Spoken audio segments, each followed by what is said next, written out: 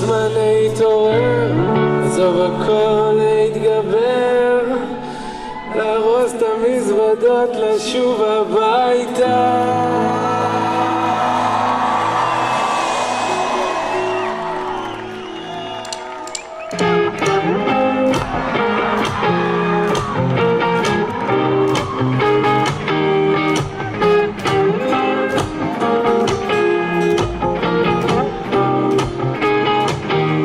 תשאיר בי את הרוח, תוריד ממני את הגשם, היה לי ים זמן לנוח, התרגעתי קצת בעצם, ובמרחב הפתוח רואים באופק את השמש, אין ספק אני בטוח, בסוף תתבדל.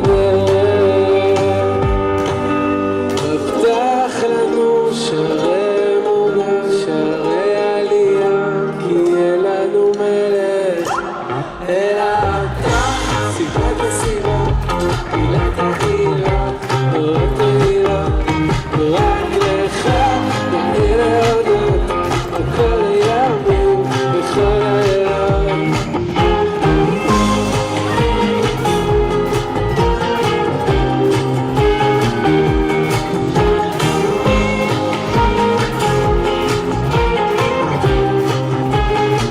יצאנו מתיבת הנוח אל מציאות אחרת, לבנות את אסירי הכוח ולחודשת, גם לקבל את השחר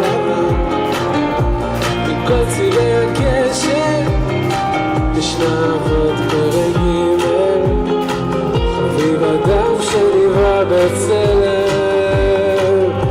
הבטח לנו שערי ביטחון, שערי ניצחון, כי יהיה לנו מלך אל האתה. רק התהילה, רק תהילה, רק לך להודות על כל הימים וכל הלילות. סיבת הסיבה, עילת העילה, רק תהילה, רק לך להודות על כל הימים וכל הלילות.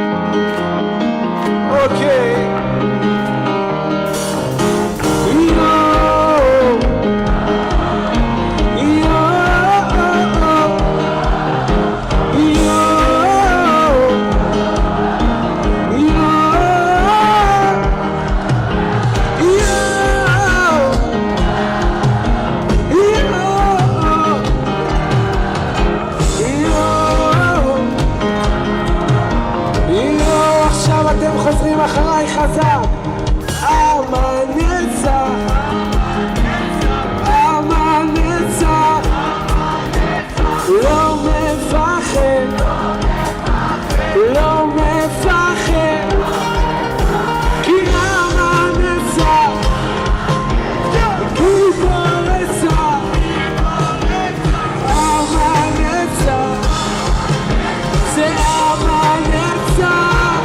עם ישראל חי, עם ישראל חי, עם ישראל חי, עם ישראל חי, עם ישראל חי, עם ישראל חי, עם ישראל חי, עם ישראל חי.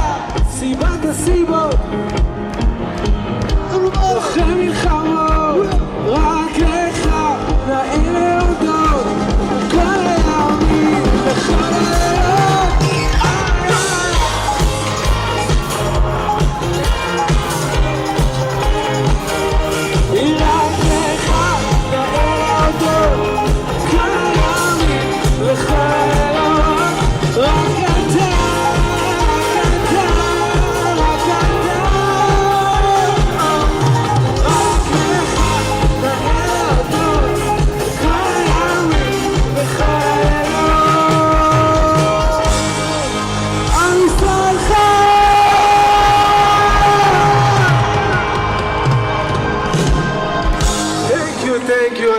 לכם, השם ישמור אתכם.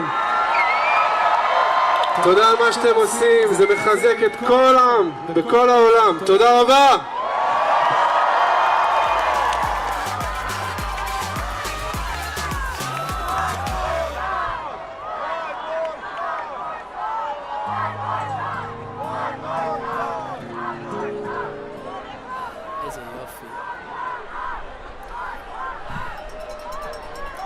In the early morning hours of October 7th, thousands of Hamas terrorists infiltrated the area in Israel known as Otef Aza, the southern communities along the Gaza border.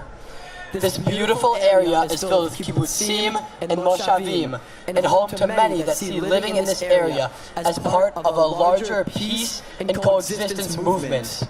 On this typical Shabbat morning, when people were sleeping or out on an early morning jog, a nightmare unfolded. Hamas violence spared no one. Babies, toddlers, teens, the elderly, Holocaust survivors, and entire families brutally terrorized, murdered, and captured. Many are still unaccounted for. In the end, Hamas kidnapped an estimated 240 people, representing at least 25 nationalities, including 10 Americans. Eidan Alexander, a graduate of Tenafly High School in New Jersey, was kidnapped that day. He was a soldier in Otef Aza, and his mother had spoken to him just that morning. Here is a video of Eidan that his family shared with us. Please turn your attention to the screens. My son is only 19 years old. He just graduated last year from Tenafly High School. We live in Tenafly, New Jersey. His sister Mika is a senior now in the high school. We just know that he's alive and he's in Gaza, kept by Hamas. You know that he is. They told us that he's alive and he's over there at Gaza, and just hoping for him to come back home. I want people to know that he's just such a happy and lively kid. He cares so much about family and his relationship with me and his our younger brother Roy. And he just will do anything for his friends and anything for his family. And he's just truly like my best friend. You know, I'm 17. He's only 2 years older than me. And I'm patiently waiting for the day that we're going to be reunited.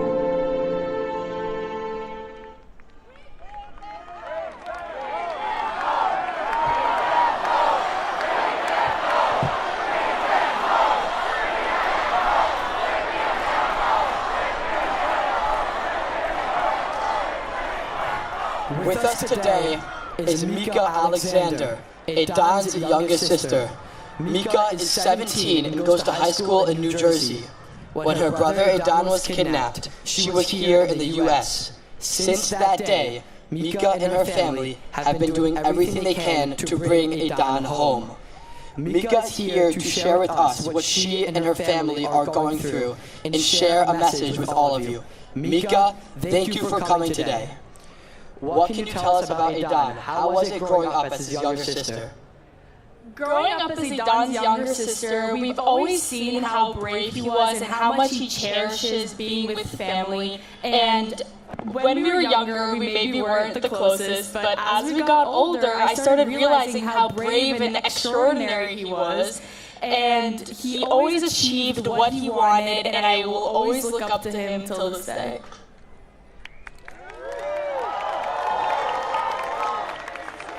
How did you respond when he told you he wanted to go to Garan Sabar and join the IDF? I mean, we always knew that his heart was with Israel, and he just always wanted to do something meaningful before he, went to college like his other friends. So this wasn't really a big surprise to us that he wanted to do something for his country and for his family. And as a family, he always puts us first, and he values us so much, and he just appreciates and loves everyone around him, and it's truly inspirational. I'm sure none of us can imagine what this last month has been for you. Mika, can you please share with us how you're holding up? Honestly, I've learned how to be patient. You know, waking up every morning and not knowing what's going on with my brother really teaches you a lesson of learning how to stay in tune with yourself and listen to what you need and be able to go around and ask for help. Like, you shouldn't be scared. You should be okay with not being okay. And I learned how specifically to be extremely patient, and it's been paying off. What would you tell him if you could send him a message right now?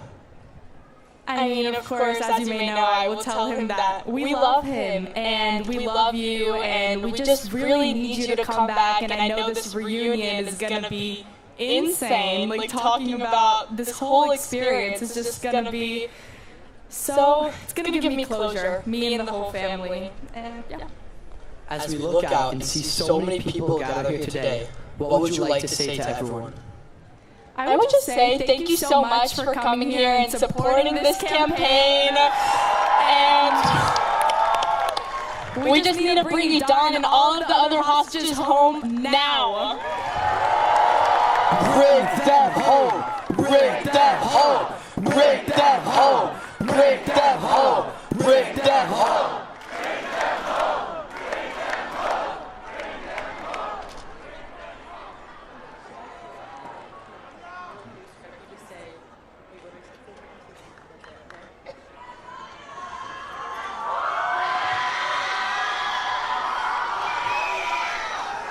Bring them home. Am Yisrael Chai! Thank you, everyone!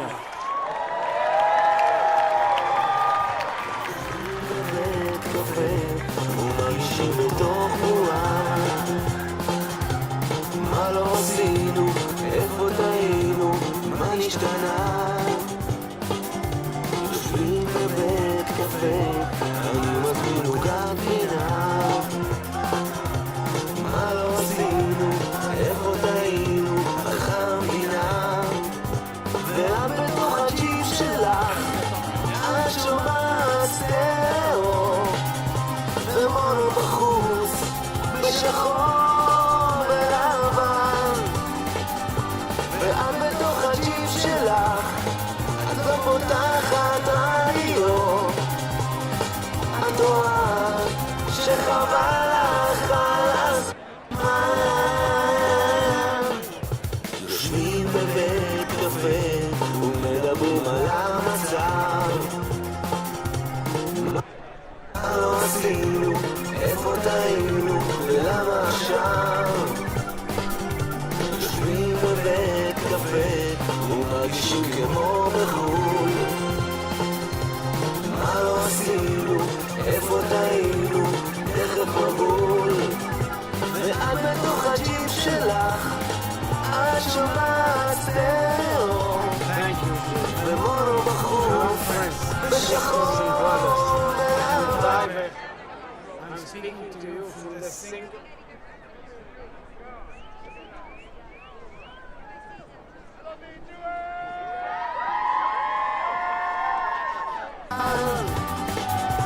ואת בתוך הג'יפ שלך, את לא פותחת רדיו. את רואה שחבל לך על הזמן.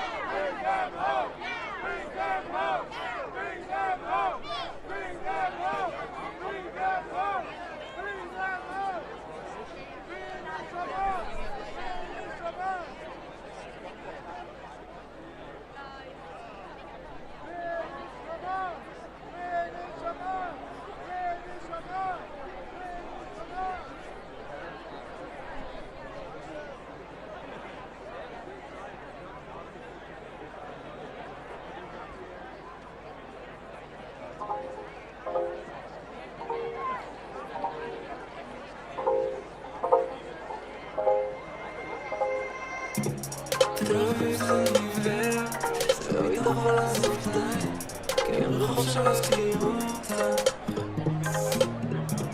מוזיקה זה עיוור זה לא יכול להפסיק לשיר כי זה לא כיף לדשדש עדיין משתכרים ביחד עדיין מעניין את החכם עדיין מדברים על מה עדיין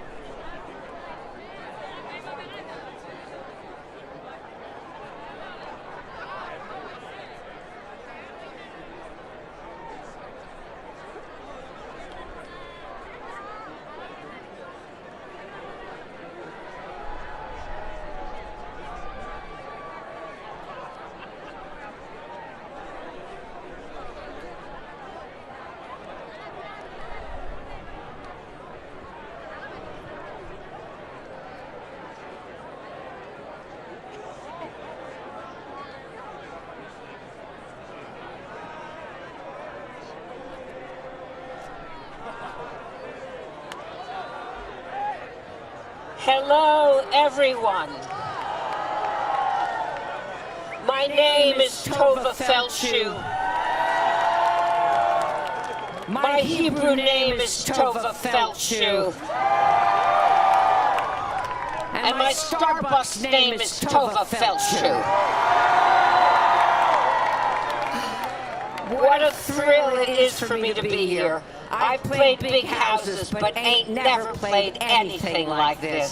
Thank you, thank you, thank you. We stand here in the tens of thousands today, and usually, even if you have 10 Jews, you have 10,000 opinions. But today, in the thousands, we stand as one to say, Am Yisrael Chai. The people of Israel live. I stand here short. I was a runner for 40 years, but tall for the almost 200 innocent citizens of Israel well, almost 200 Israeli children of Israel who are now orphaned, for the 240 innocent citizens of Israel still held in captivity by Hamas. I stand here for the kidnapped babies and the Holocaust survivors abducted and hidden somewhere in Gaza. We stand here together as the yahrzeit candles for over 1,400 slaughtered in the sovereign state of Israel only because they were Jews. Sound familiar? We know that to lose a life is to lose a universe. And as we stand shoulder to shoulder, we transform thousands of our yahrzeit candles into one supernova of light and hope, illuminating the memories of those we have lost and shedding light on the murderers who brought them to their death. We stand here firm against global anti-Semitism. We stand here firm in confrontation of anti-Semitism here in these United States. We stand here to say enough. Maspek, maspik.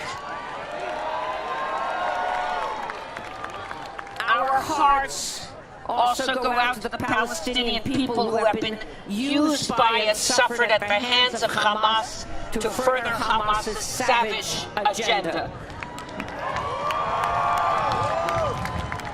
We are now engaged in a battle reaching beyond any Arab-Israeli conflict. We are engaged in a battle fighting for a civilized world. We stand here knowing that the halls of our universities should be havens of enlightenment and moral clarity and not places where Jewish students, Jewish faculty, or any minority feels outcast and afraid of being physically abused.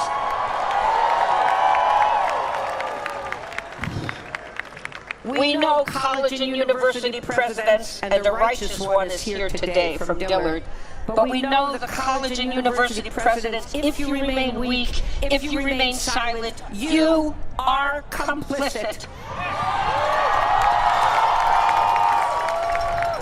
As Einstein said, the world will not be destroyed by those who do evil, but by those who watch them and do nothing.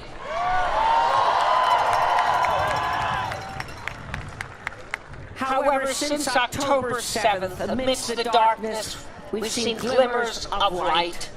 World landmarks lit up in blue and white from New York to Miami, from Paris to Prague and Baku, showing our beloved and brave Israel that she does not stand alone. As Golda Meir, the most important person I've ever had the honor to play, wow, I think Golda may be here today.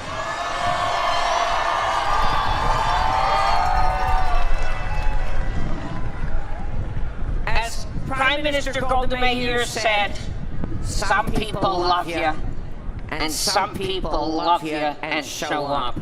You show up, and that makes all the difference. Indeed, the people of Israel live. So breathe with me now and repeat with me 3 times. Am Yisrael Chai. Am Yisrael Chai. Am Yisrael Chai. Thank you. God bless you.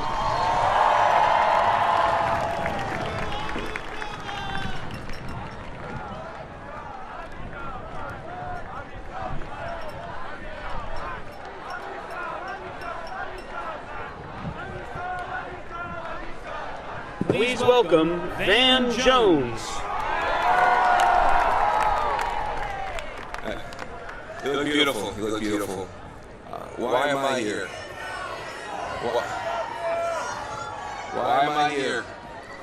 I'm here because the horror and the terror that unfolded in Israel and Palestine have sent shockwaves far beyond their borders that affect and disrupt lives right here in the United States. Now, if you're not Jewish, you may not know this, but since October 7th, there has been literally an explosion of violence against Jewish people, attacks against Jewish people, horrific acts of hatred against Jewish people. The FBI says it's been unprecedented, 400% increase just in the past 3 weeks. If you don't know that, it's because your social media algorithm is not telling you that. And you might want to ask yourself why. But once you know, you cannot be silent. I don't want to be silent because the Jewish community stood with the civil rights movement. It stood with the civil rights movement. Walking arm in arm, facing death, going to jail. The Jewish community stood with the civil rights movement, and I cannot be silent when Jews fall under attack today. I just can't do it. And that's why I'm here. Now, whatever our different political beliefs and views are about what's happening overseas, you do not have to support all the policies of Israel to support and love and stand with all the people of Israel during a time of profound mourning. That's why I'm here. Now, like all of us, and as was just said, my heart breaks for all the Israeli children. My heart breaks for all the Palestinian children. And my heart breaks for all the Jewish American children who are now also living in fear. I pray that every single hostage is released. I pray that.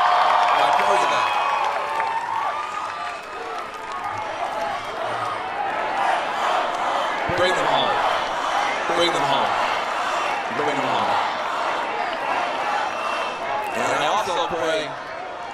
also pray that Hamas ends its reign of terror. I pray that. And I have to say, I'm a peace guy. I pray for peace.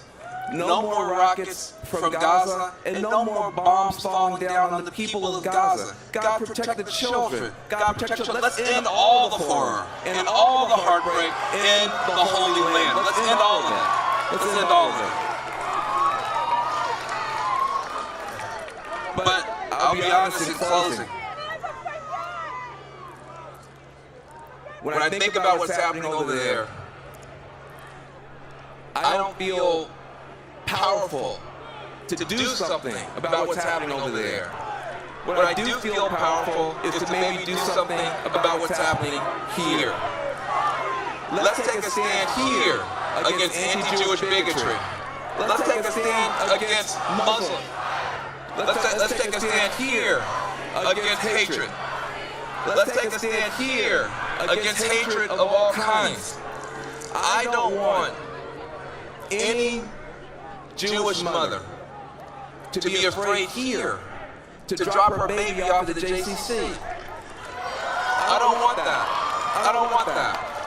I don't want any Jewish son to be afraid to leave his dorm room and go to the Hillel Center for a meal. I don't want that. I don't want that. And I don't want any rabbi tonight to have to go and buy an extra can of white paint just to be able to paint over a swastika on a synagogue tomorrow morning here in the United States. I don't want that. I don't want that. And I definitely don't want any Jewish daughter, which I just learned, to change her name in her rideshare app because she's afraid for her driver to know that she is Jewish. That should not be happening here. That should not be happening here. So, no matter what happens any place else, we can do better here. No more horror there. No more hatred here. You are not alone. Thank you very much. Thank you very much.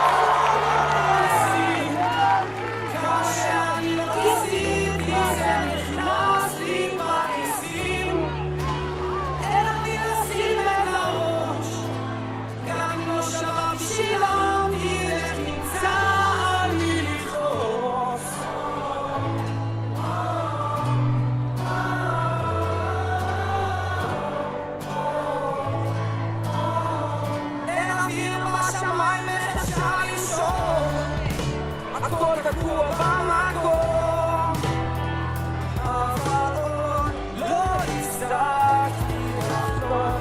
אז כתבתי על מים כי צריך לשחות, במים לא ימות, במים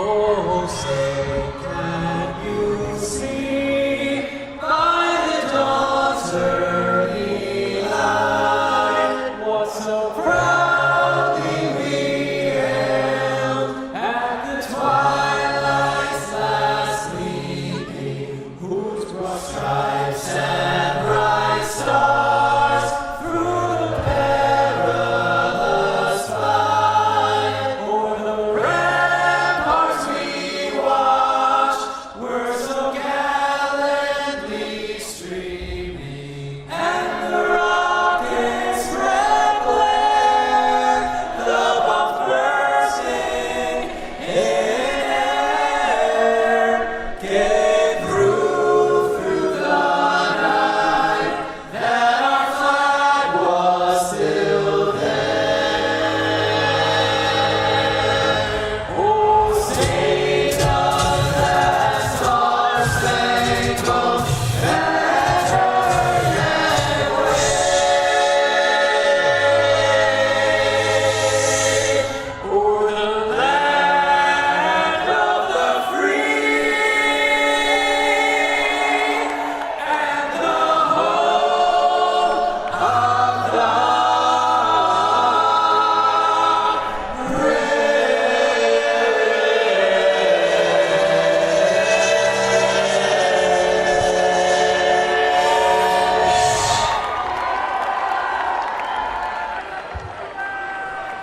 Please welcome Omer Adam.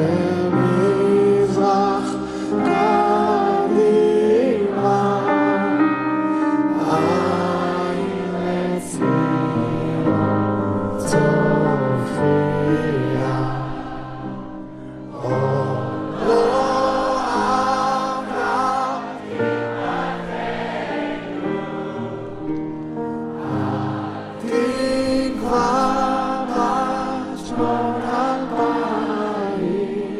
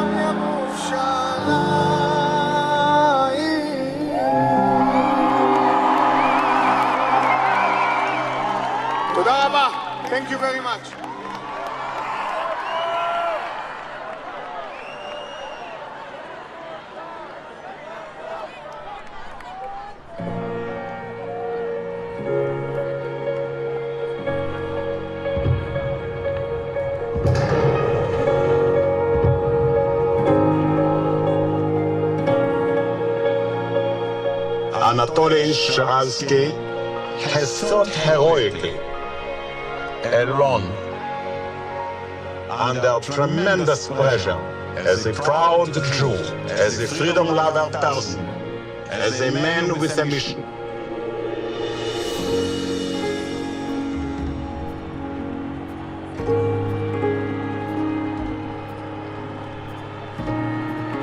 They came from everywhere, thousands of Jews and non-Jews. They streamed into Washington with but one common agenda. No, we would not be silent. History will judge. If the world had enough will and resolve to do what you are doing today, to stand up, to be counted, and to make your voices be heard.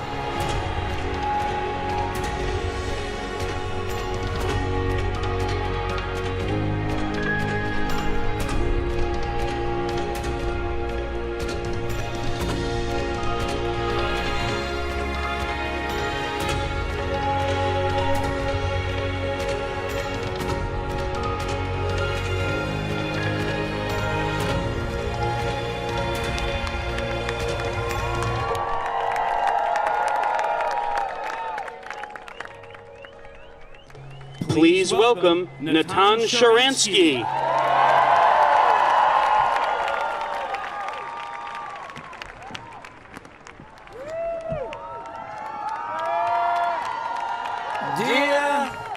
Dear family, when small group of Soviet Jews started to fight to move to Israel, they challenged the most powerful empire, the most cruel dictatorship of those days.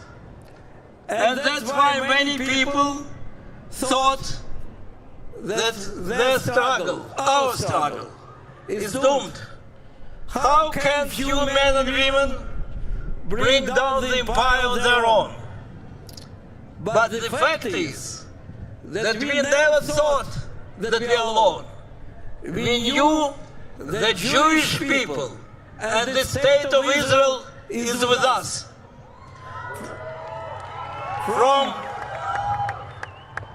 From the small demonstration initiated by 4 students at Columbia University in 1964 to the massive rally of 250,000 Jews just here in this place in 87, there were 3 generations of world Jewry who fought for our freedom.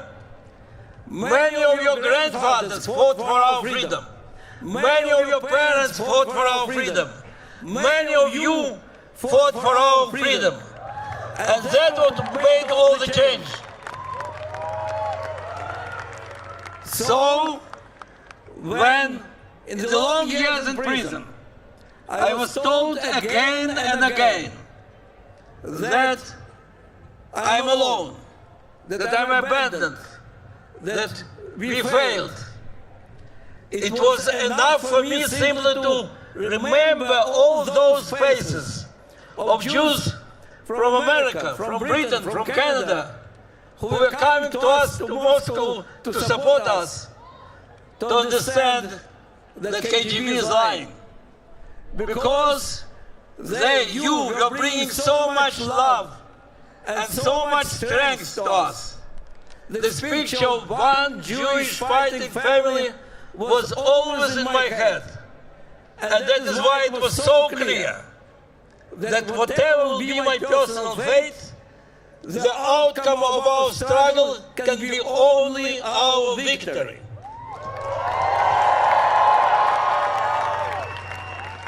This clearness, that as long as we all stand together and fight together, we will win, is that what gives us hope today in Israel. Because we in Israel go through difficult days. We go from one funeral of the soldier who fell fighting against Hamas yesterday, and another funeral of the family who was tortured and killed 5 weeks ago, but was identified only now. And in between you go to the family whose children were kidnapped, became hostages. And wherever you go, you hear more and more stories about torture and murder. How you keep going? You keep going by doing it together.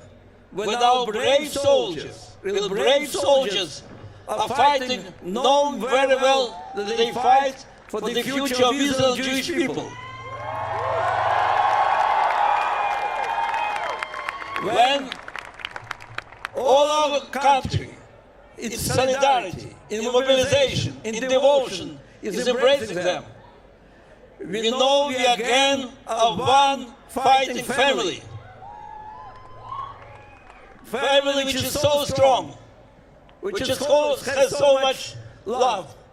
And you know that there is only one outcome in this battle, our victory.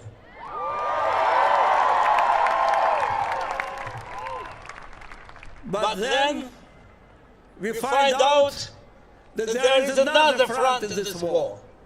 And it's not in the tunnels of Gaza, not on the hills of Galil, but in Harvard, in Yale, in Penn, in Columbia, in all those places who are supposed to be the bastions of enlightenment and wisdom.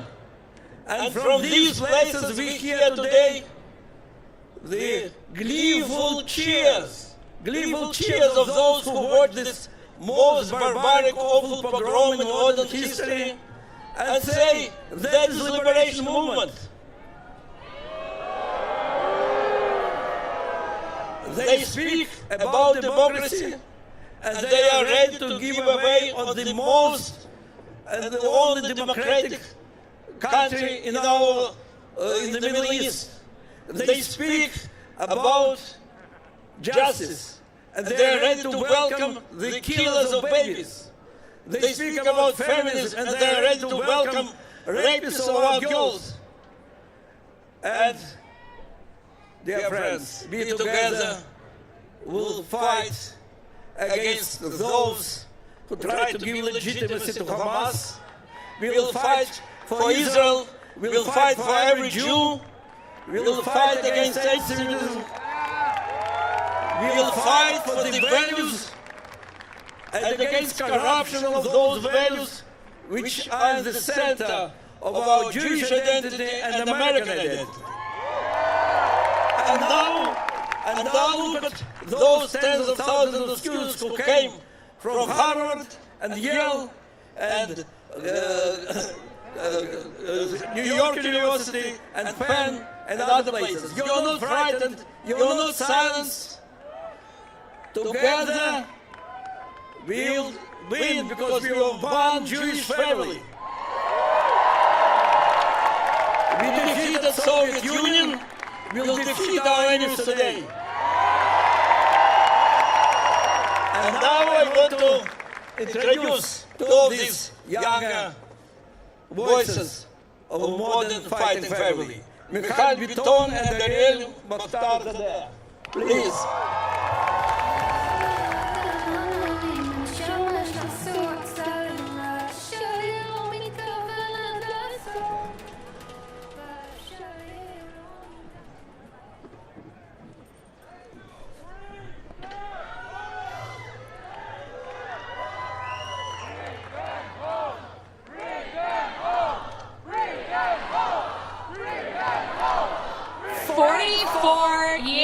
Ago, my family and tens of thousands of Iranian Jews were forced to flee from the country they had called home for generations.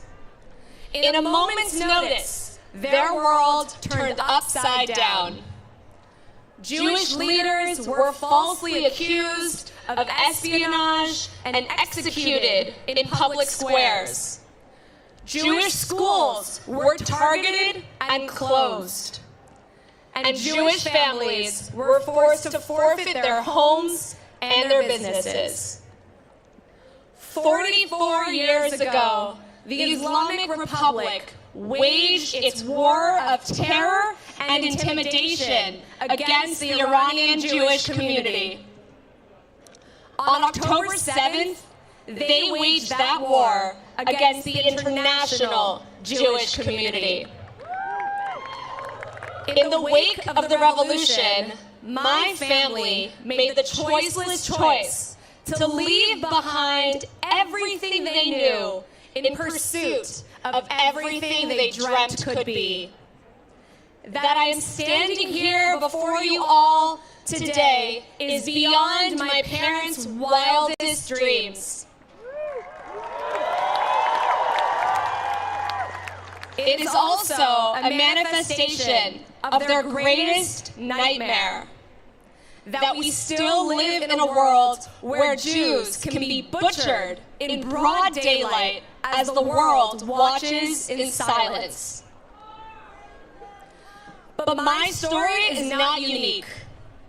Our stories as Americans and as Jews may be written in different languages, but their arcs are one and the same.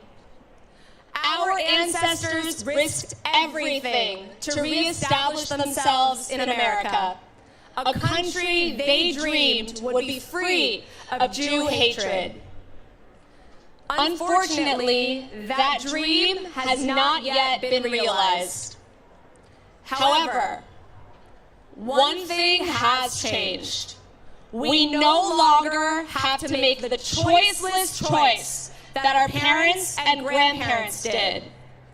We will not retreat or flee. Their sacrifice demands so much more of us. Thanks to this great nation, we don't have to resort to flight. We can fight with our voices, our votes, and our feet. And we will, because we know that the future of our country and the future of our people are inextricably intertwined. God bless America, and Am Yisrael Chai.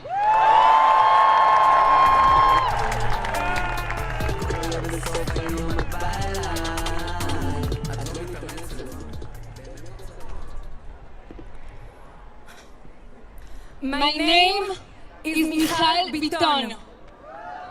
I stand here as a Latina immigrant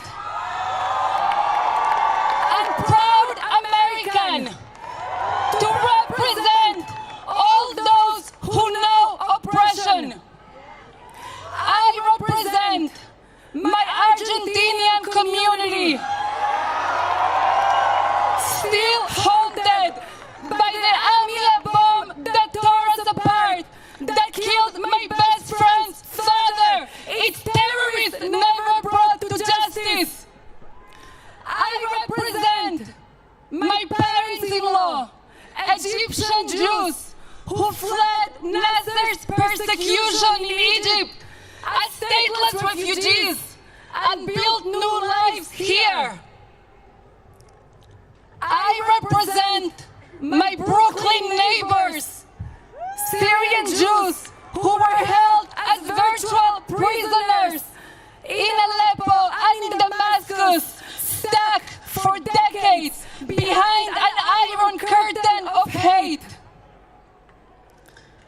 I stand here for all of us who remember that in every generation they stand up against us to destroy us. And for all of us who thank God that America and Israel changed the world and became our safe havens.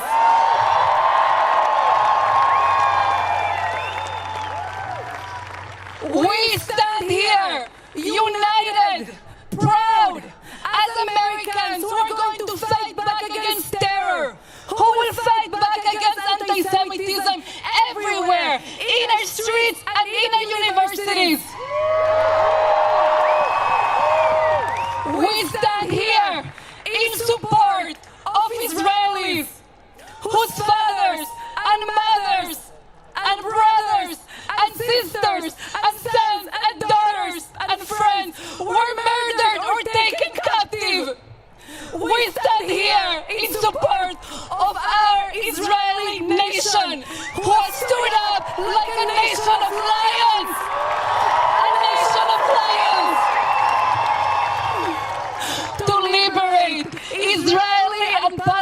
Palestinian children from the nightmare of Hamas.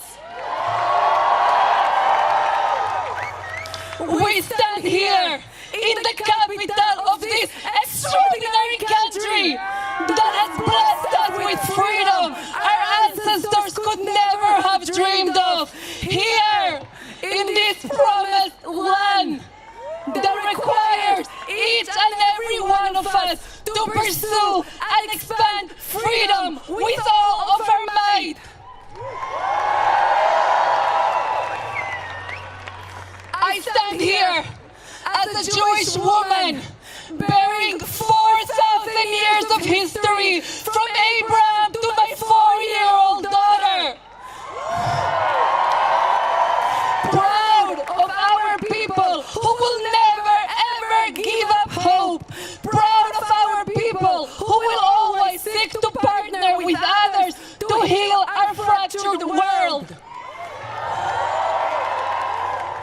I stand here as an immigrant to this country that I love and call my own, ready to join with anybody who has tasted the opposite of freedom and breathe new life into our great American dream.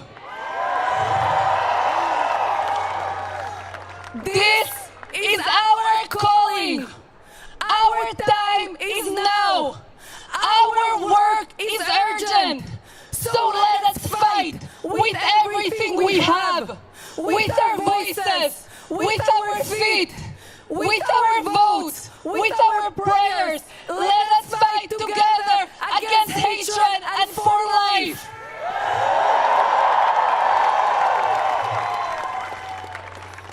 May the one above bless us with the courage and the strength to write a new chapter of peace and freedom in this nation, in Israel, and around the entire world. Please welcome the Chair of the Board of Trustees of the Jewish Federations of North America, Julie Platt. Wow! I'm looking out at over 200,000 gathered here today. Thank you for coming.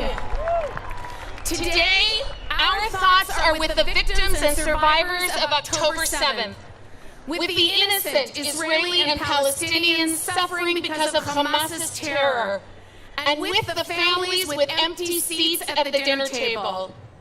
Today, our thoughts are with the brave soldiers of Israel's defense forces as they defend the state of Israel and the Jewish people. We thank the lone soldiers serving with such courage and all the families who must display courage every day. We also thank the first responders who have shown such incredible heroism. One of them is here with us today, Yossi Landau, Commander Zakai South. Today, our thoughts are with all the Jews around the world who have been the victims of anti-Semitic hate and violence. Most of all, today our thoughts are with the Israeli people as they seek peace and security. I now have the tremendous honor of introducing our cherished friend and our collective hero. We know him, we trust him, we admire him, and we are filled with gratitude for his strong leadership. Friends, joining us live from the eternal capital of the State of Israel, Jerusalem, please welcome the President of Israel, Isaac Herzog. Thank you, Julie. Shalom, friends, sisters and brothers, Achiotai ve'echai. I am speaking to you from the single most sacred site in the Jewish world, the Kotel, the Western Wall in Jerusalem. The Kotel that reminds us that Am Israel, we, the people of Israel, are eternal and no one will break us. From the Jewish symbol of fulfillment of our ancient dreams to the American symbols of freedom, liberty, and democracy. Thank you. Thank you to the hundreds of thousands who gather from all over the United States, all people of goodwill, friends from different communities, faiths, and denominations who gathered today for this massive show of solidarity. In the state of Israel's darkest moment, you stood up and declared, Hineni, I am here. We are here. There's no greater and more just cause than this. Today, we come together as a family, one big mishpacha, to march for Israel, to march for the babies, the boys and girls, women and men viciously held hostage by Hamas, to march for the right of every Jew to live proudly and safely in America, in Israel, and all around the world. Above all, we come together to march for good over evil, for human morality over bloodthirst. We march for a light over darkness.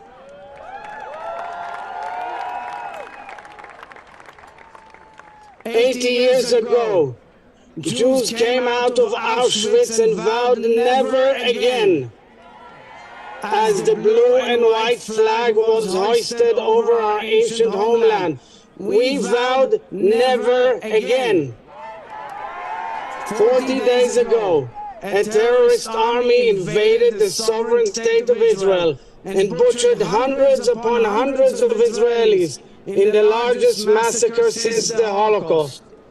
Let us cry out together, never again, never again, never again is now.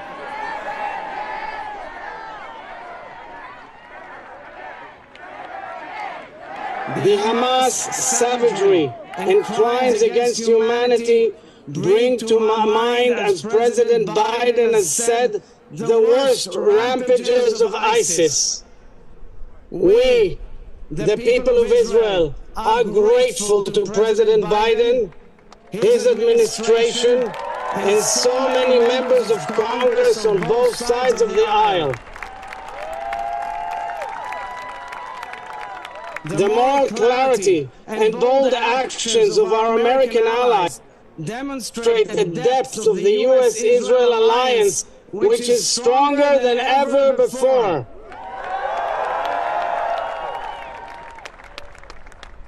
Since October 7th, Israeli society and the Jewish people have truly come together in unison. We feel our hearts beat as one. We hear our brothers and sisters' blood crying out to us from the ground, Kol dmei achicha tzoakim elai min ha'adama. Once again in Jewish history, we demand, let our people go. Whilst our loved ones are held captive in Gaza, and our soldiers are fighting for our beloved Israel, Jews all over the world are assaulted for being Jewish. The hatred, the lies, the brutality, the disgraceful outbursts of ancient anti-Semitism are an embarrassment to all civilized people and nations. Jews in America must be safe. Jews all over the world must be safe. I salute you, the women and men who stand up to massive hatred and pressure in the community or on campus. Just as you stand with us, we stand with you. Dear brothers and sisters, dear friends, as President of the State of Israel, Medinat Israel, I vow to you from Jerusalem, from the Kotel, that we will heal, we will rise again, and we will rebuild. To paraphrase the prophet Zechariah, boys and girls shall once again play in the streets of Be'eri and Sderot, and the elderly shall sit peacefully by the walkways of Nachal Oz and Ofakim. And when the sounds of life and laughter return to the villages, the kibbutzim and the cities, our constant yearning for peace will return as well. Together we pray for the safe return of our hostages. Together we pray for the full recovery of the wounded. And together we pray for our beloved sons and daughters in the IDF. May God bless them and keep them. HaKadosh Baruch Hu yishmor v'yatzil et chayaleinu. Together we grieve and together we shall overcome.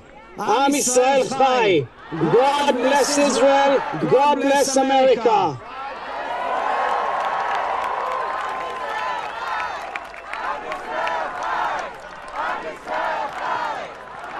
Please join Cantor Chaim Berson from New York in the prayer for the IDF.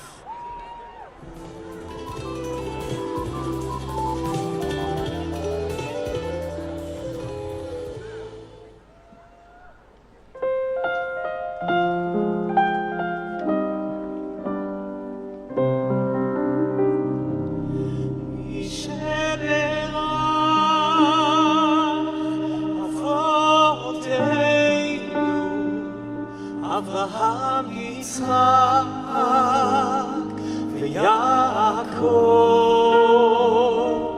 ויברך את חיילי צבא ההגנה לישראל, ויברך את חיילי הגנה לישראל, יברך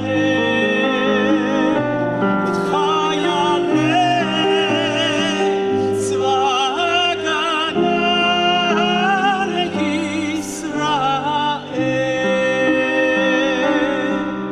העומדים על משמר עשינו וערי אלוהינו מגבול הלבנון ועד מדבר מצרים ומן הים הגדול עד לבוא הערבה ביבשה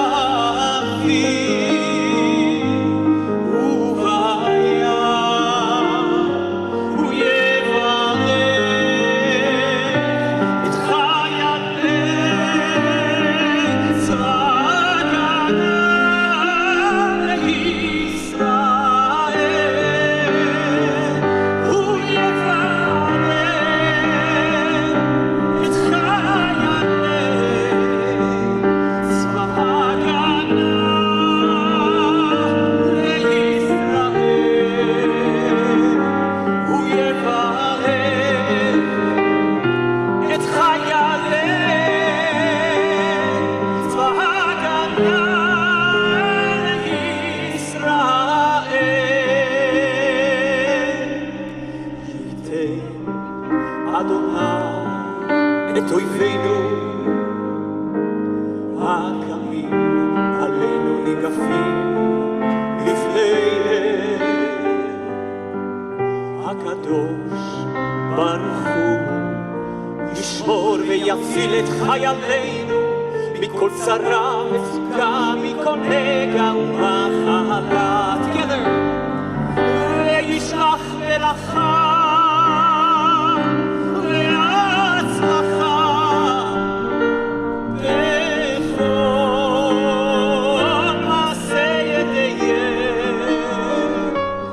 פרסוננו תחתיהם ויקוים בהם הכתוב כי אדוני אלוהיכם ההולך להילחם לכם עם אויביכם להושיע אתכם ונאמר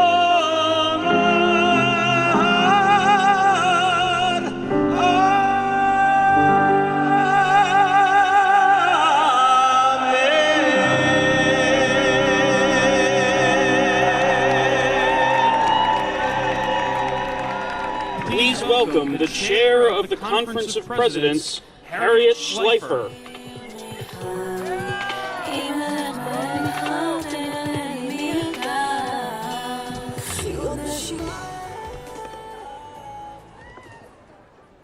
Thank you. Before I introduce our next speaker, I want to welcome the ambassadors from Cyprus, Greece, Guatemala, Jamaica, and North Macedonia, along with Ambassador Gilad Erdan from Israel. Welcome. As the daughter of two Holocaust survivors, I march for Israel. As a Jew, and together with you, people of goodwill and moral clarity, we march against anti-Semitism. And as a mother and ordinary citizen, I march, we march, for the hostages to be freed.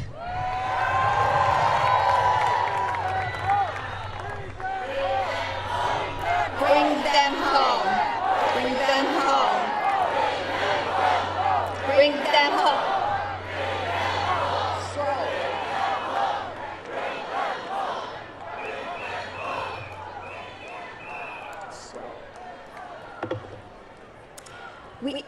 We stand here in a city often divided along partisan lines, but not when it comes to Israel. Democrats and Republicans alike are standing up and speaking out, decrying anti-Semitism, demanding an end to Hamas's reign of terror, and supporting the Israeli people as they seek peace, justice, and the safe return of our hostages. Later today, we'll hear from congressional leaders in both parties who have come to show their support. They are true friends of Israel. And we have another true friend of Israel living up at the other end of Pennsylvania Avenue. President Joe Biden has been a steadfast ally and champion of our shared values. The President's visit of condolence and friendship to Israel after October 7th moved Israelis to the core. We are grateful for his leadership. And now I am honored to introduce his special envoy to monitor and combat anti-Semitism, the wonderful Ambassador Deborah Lipstadt. ועדיין לא מצאתי לך לומר שעה, נהר מים מתוקים במלח המדבר. בטח תחשבי שזה מוזר.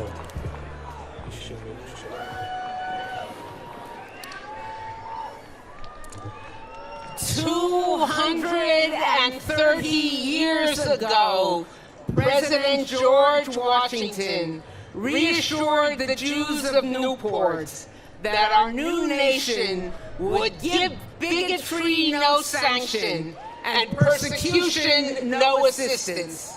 His meaning and his message were quite specific.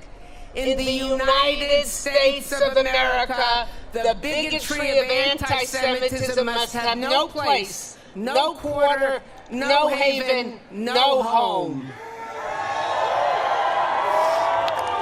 Anti-Semitism, or more explicitly, Jew hatred, the world's longest, oldest form of prejudice, has pierced and permeated too many countries, too many cultures, faith communities. It comes at us from all political, religious, and cultural directions. Groups that agree on nothing else agree on their suspicion and hatred of Jews. And if we needed any reminder about the validity of that claim, the past 5 weeks have made it plain. So today, as a representative of President Biden and Vice President Harris and the United States government, I can tell you without hesitation, regardless of party or political persuasion, at the White House or in the Congress, at home and abroad, this government stands shoulder to shoulder against Jew hatred. We stand arm in arm to combat anti-Semitism, wherever it hides or attempts to reside. We echo our founding father unequivocally and unreservedly. Today in America, we give anti-Semitism no sanction, no foothold, no tolerance, not on campus, not in grade school, not in our neighborhoods, not in our streets of our cities, not in our government, nowhere, not now, not ever. The reason is simple. Anti-Semitism is wrong. It is hateful. It is an immediate threat to Jews everywhere. And that alone would be sufficient reason to combat it. But anti-Semitism is far more than just that. It is an affront to the integrity of our laws. It is a gateway to prejudice, racism, injustice of every form. It is a direct danger to our democracy. And we, the United States government, will fight it. Full stop. I have the honor and responsibility to travel the world, to wage this fight in foreign lands. And in the past 5 weeks, I have visited many of our major European allies. And the message I deliver and the message I hear everywhere is unmistakable. No sanction for anti-Semitism. When Holocaust memorials are vandalized in Canada, France, Greece, Denmark, or the United States, when Molotov cocktails are thrown at synagogues in Berlin and Montreal, when Jews peacefully protesting are physically or verbally intimidated, when Jewish children are harassed, when protesters chant "Gas the Jews," when Jewish stars are painted on buildings housing Jews, that is not expressing support for Palestinian rights. That is Jew hatred, pure and simple. We must not be blind to the hate implicit in the widespread celebrations of Hamas's October 7th killing spree. When protesters chant peace and glory to the martyrs, that incites more hatred, more deaths. It is a danger to the values and underpinning of the stability and decency of any society anywhere in the world. Hate is not a zero-sum game. Hate and violence directed at any member of our society because of who they are is un-American and wrong. Thankfully, Countries once beset by anti-Semitism are acting to counter it. Our major European allies have deployed legions of police officers to protect Jewish institutions. But there are some countries that are spreading and fostering hatred of Jews. The world must unite to condemn and combat it. Today, gathered before me on this mall are people of all faiths, beliefs, identities, and backgrounds. You are united by your abhorrence of Jew hatred and your recognition of its lethal nature. We are grateful for the myriad of law enforcement personnel who protect us, and please remember to thank them.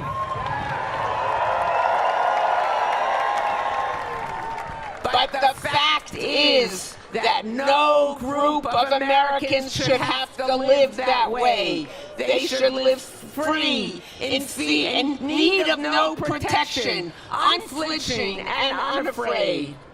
Let me be clear. Do not sink to the level of those who harass you.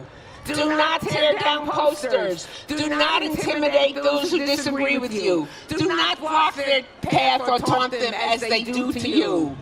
But do not cower. Allow no one to make you afraid. The message is built into the Jewish people's most ancient history. Jews are strongest at their broken places. Know that this nation's leaders are determined to oppose anti-Semitism at every turn. They are by your side now and long into the future. The fight will be a long one, but Jews have faced such challenges before and have overcome them. You who hate this evil will prevail, because this cause has justice wholly on its side. The fight will be won because there is no other option. And because, as President Washington reassured the Jews of Newport, this nation gives bigotry no sanction. And 230 years later, that still holds true. Chazak ve'ematz. Chazak ve'ematz, be strong and of good courage. Thank you for that strength. Thank you for that courage. Thank you. Please welcome back to the stage Harriet Schleifer and Julie Platt.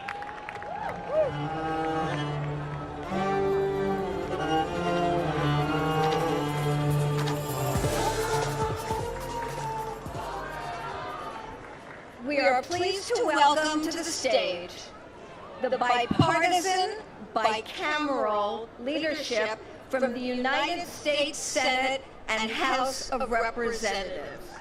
From the United States Senate, Senate Majority Leader Chuck Schumer. From the House of Representatives, Speaker of the House Mike Johnson. From the House of Representatives, Democratic Leader Hakeem Jeffries. And representing the Senate Republican leadership, Senator Joni Ernst.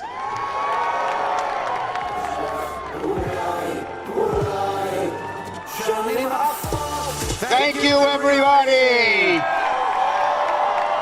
We are here united, Democrat and Republican, House and Senate, to say we stand with Israel. We stand with Israel. We stand. We stand.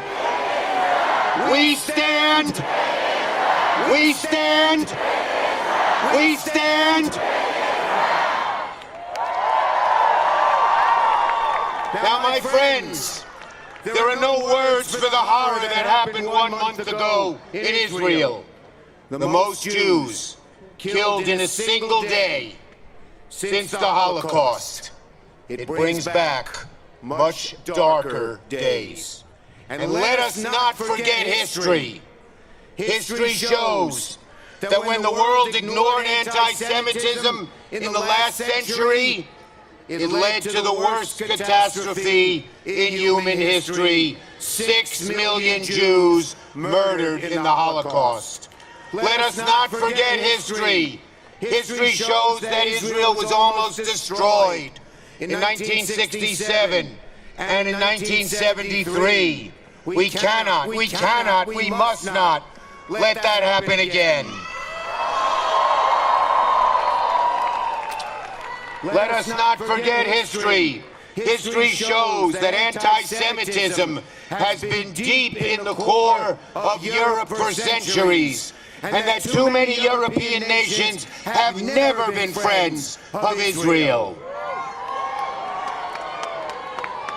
And history shows that when anti-Semitism rears its ugly head, if it's not dealt with forcefully and directly, it grows into a deadly force. But my friends, history reminds us also of one thing, that even in its darkest days, the United States has always stood with Israel, and we will do everything to see that that never, ever changes.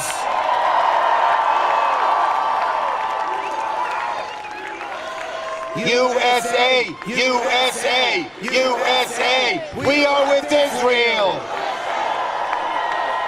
Let us not forget, my friends, the evils of Hamas. When Hamas says from the river to the sea, they mean all of present-day Israel should be a Jewish free land. In fact, Hamas has said that what they did, the horror that they did on October 7th to the Jewish communities near the Gaza border, they should do to all Israelis. Just look at Hamas's founding document. It says, is that a Jew behind the tree? Cut down the tree so you can shoot him. That is the evil of Hamas. Never, never, never will we forget the evil of Hamas.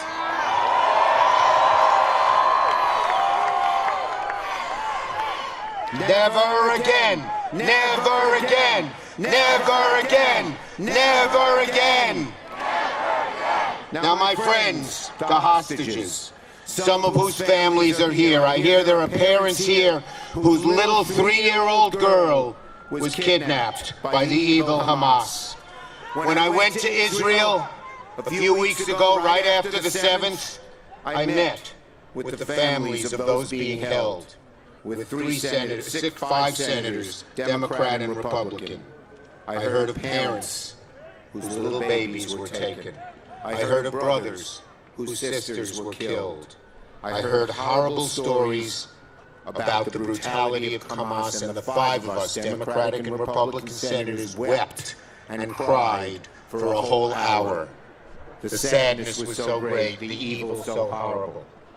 We will continue fighting for the release of all hostages till they return to safety. Let them go! Let them go! Bring them home! Bring them home! Bring them home!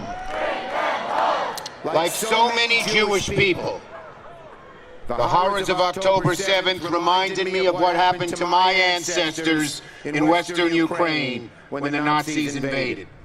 So the minute I heard of what happened in January 7th, I knew I had to go to Israel. As the first-ranking Jewish Senate Majority Leader, in fact, the highest-ranking Jewish elected official in American history, I not only had a desire to go to Israel, I felt a special obligation to go. When I got off the plane, Israel was still shaken from what happened.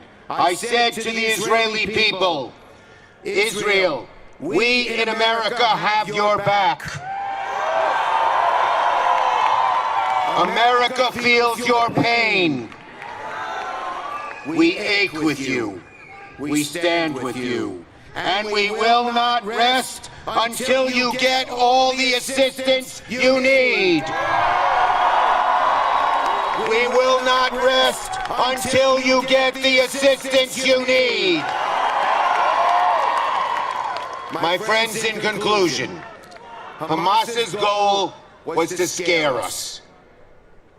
Those perpetrating the poison of anti-Semitism and bigotry around the world are trying to scare us.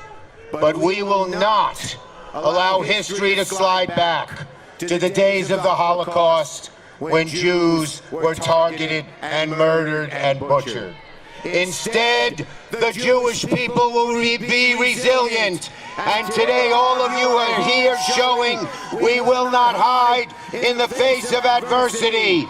In America and in Israel, Am Yisrael Chai. Am Yisrael Chai. Am Yisrael Chai. Am Yisrael Chai. Am Yisrael Chai. The people Israel here in America and in Israel, the Jewish people will live forever.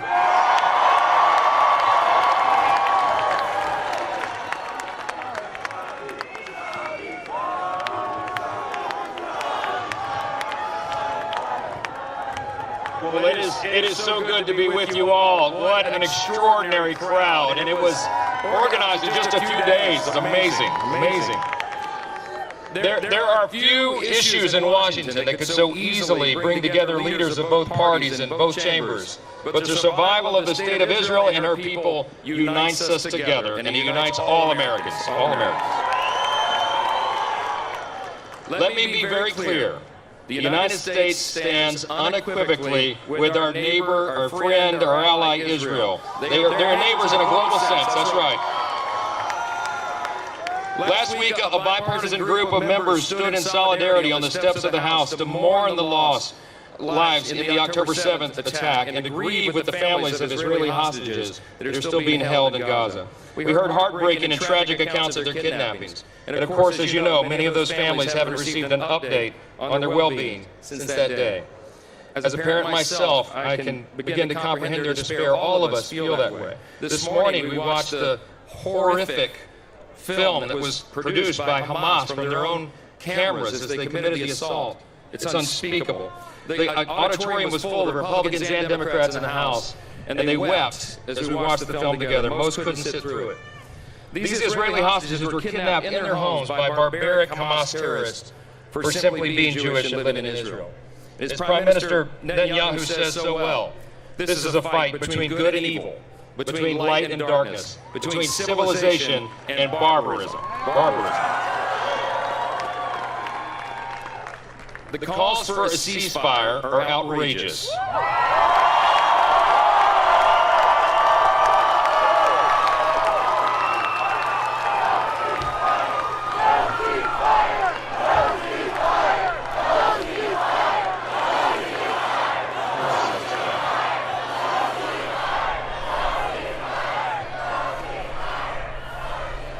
We stand with you in that. Hamas terrorists waged the bloodiest assault on Jewish lives since the Holocaust, and there are hundreds of hostages, many of them Americans, still stuck inside Gaza. Israel will cease their counteroffensive when Hamas ceases to be a threat to the Jewish state.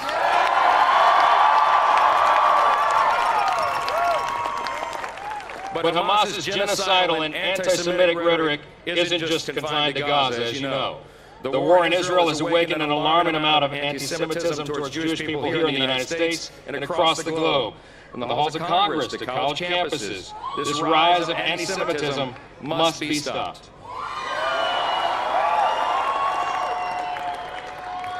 We've heard many echo the Hamas rallying cry from the river to the sea, and I'm convinced that a lot of these college students that are engaging in these protests do not understand that is an explicit call for the extermination of Israel.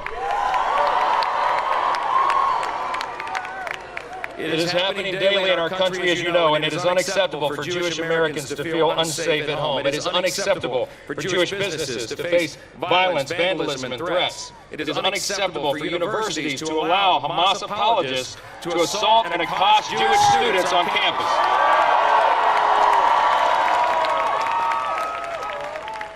It is unacceptable for any political leader in this nation to give credence to this dangerous rhetoric. We can and we must do more to stand with our great ally and friend. It is my hope that this gathering today serves as a reminder to the entire world, but also to those within our own borders, that the United States stands proudly with Israel and the Jewish people forever.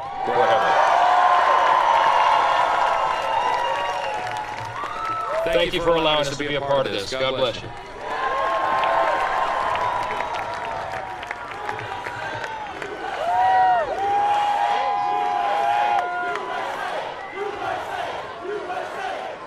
Leader Schumer, Speaker Johnson, Senator Ernst, all those assembled, shalom. What an honor and a blessing to stand with you in solidarity during this very difficult moment for the Jewish people and for Israel. Hamas brutally attacked Israel on October 7th because Hamas wants to wipe Israel off the face of the earth. So let me be clear, we will never let that happen. Congress will continue to support, in a bipartisan way, the state of Israel and Israel's unequivocal right to exist as a Jewish and democratic state, always and forever. Always and forever. Always and forever. From the very beginning of this conflict, President Joe Biden has strongly supported the state of Israel. And I strongly support President Biden's supplemental funding request for Israel, for Ukraine, and for humanitarian assistance. We must also decisively address the cancer of anti-Semitism with the fierce urgency of now. An attack on any of us is an attack on all of us. And we are going to do everything possible to stop the anti-Semitic attacks against our Jewish brothers and sisters.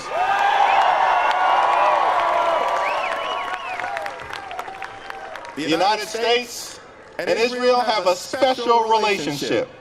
Our commitment to Israel's security is ironclad. And let me be clear, Israel has an absolute right to defend itself against Hamas terror.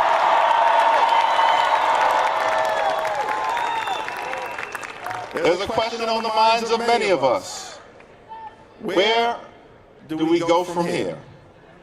We must stand with Israel in its effort to decisively defeat Hamas and make sure that this brutal terrorist regime can never rise again.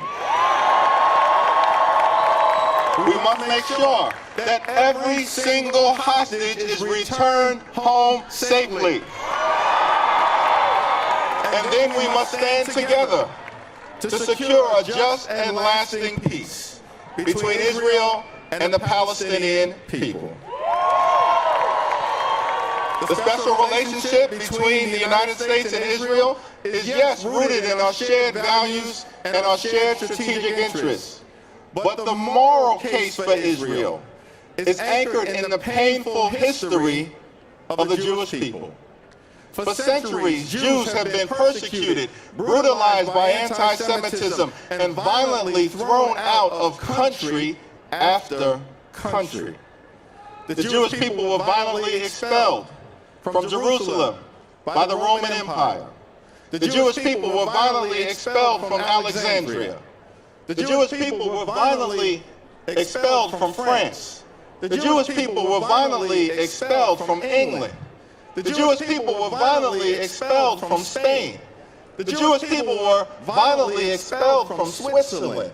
The Jewish people were violently expelled from Portugal. The Jewish people were violently expelled from countries all throughout Europe. The Jewish people were violently expelled from the Middle East. The Jewish people were systematically murdered by the Nazi regime. The Jewish people were violently attacked by Hamas on October 7th, resulting in the largest loss of Jewish life in a single day since the Holocaust. So we are here, more than 100,000 people strong, to unequivocally declare, never again.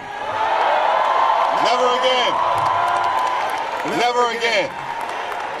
The state of Israel must always exist as a safe haven for the Jewish people.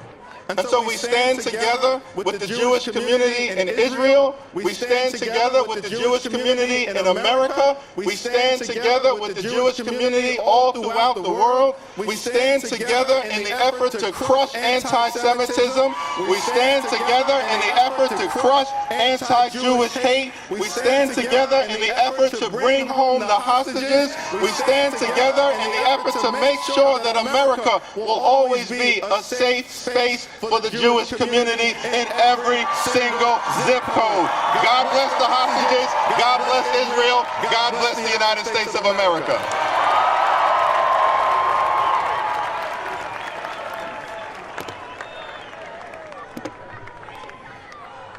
United States of America, do you stand with Israel?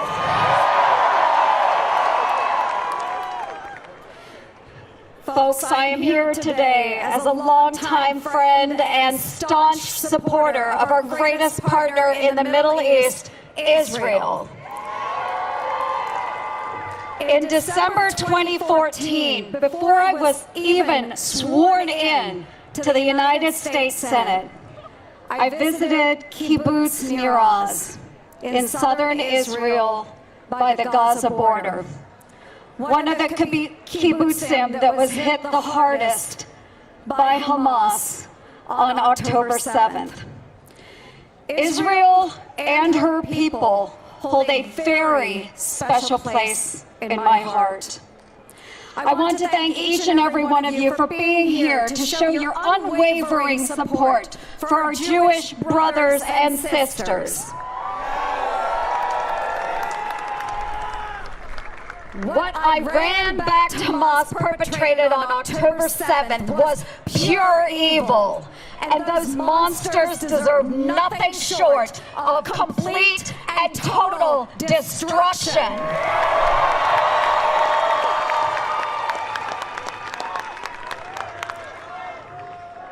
Three days after the heinous terror attacks, I was on the ground in Israel, meeting with American and Israeli families, and sitting across the table from Prime Minister Benjamin Netanyahu, as well as opposition leader Lapid. We heard from a father who rushed over from the funeral of his son's 18-year-old best friend, who had just been brutally murdered at the hands of Hamas. We spoke with the family of an 80-year-old father of 5, a peace activist who drove Palestinian children to doctor's appointments, who was kidnapped from his home during the invasion. With tears in their eyes, his family recounted the inhumanity of the attack, the destruction of their home, and ultimately the death of their brother, while he was valiantly defending their home and family. In every meeting, the message was abundantly clear. Do not let the United States cower when the world starts to. Stand steadfastly in your solidarity.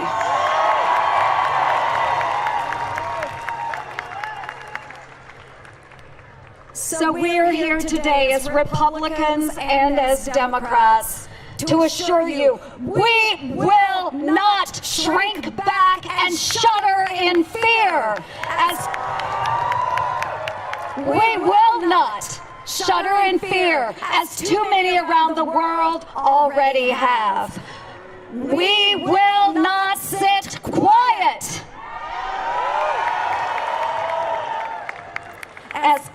anti-Semitism is being promulgated in classrooms and campuses around the country. The brutal reality of Hamas cannot be diminished. They murder babies. They rape women. They abuse the elderly.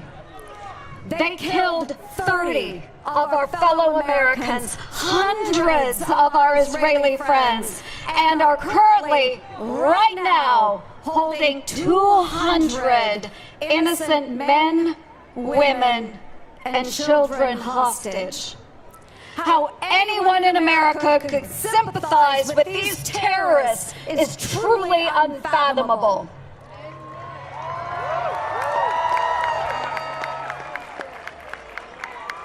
Friends, there should not be a shred of anti-Semitism in our country. Not now, not ever. Not only today, but in the coming weeks and months, as Israel fights to secure their most basic human right, the right to life, the United States must remain resolute. In the Senate, we will continue to stand shoulder to shoulder with all of you, our Jewish friends in Israel, the United States, and around the world. May God be with those who have lost a loved one, those who are waiting on the phone for an update about a son or daughter, those who are facing unprecedented harassment and hostility, and those whose family members bravely serving in the Middle East. And may God bless Israel.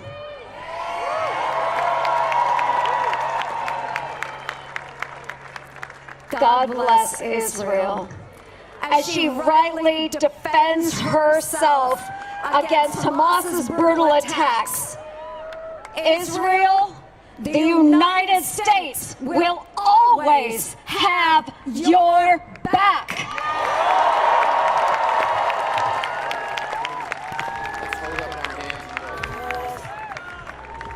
We stand with Israel. We stand with Israel. We stand with Israel. We stand with Israel. We stand with Israel.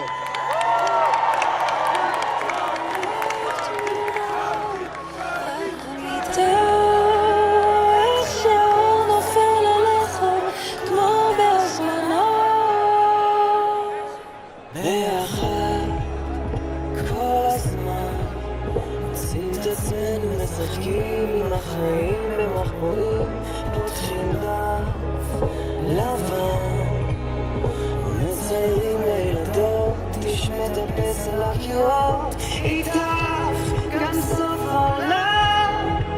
לא מפחיד אותי, אני חולת על הלב תמונה על המיטה, אש יום נופל עליי כמו בהזמנה.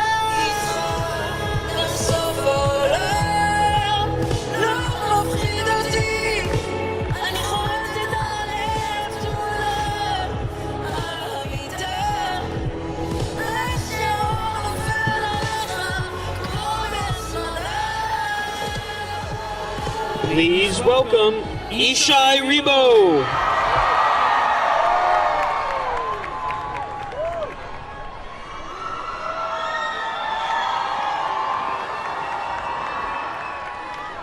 צהריים טובים, קהל יקר ואהוב.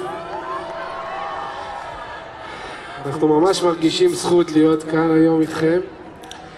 זו הזדמנות גם לומר תודה לתמיכה הגדולה של ארצות הברית שמאפשרים את המעמד האדיר הזה.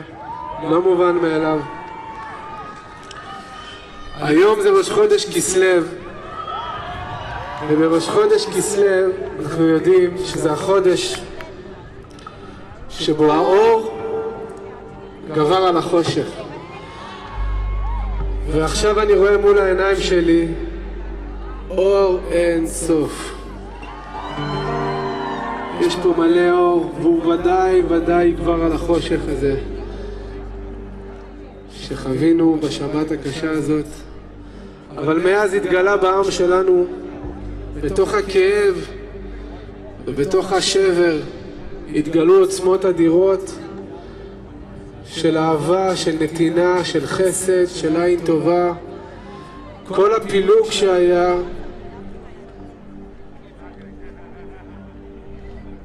נעלם והפכנו להיות לב אחד.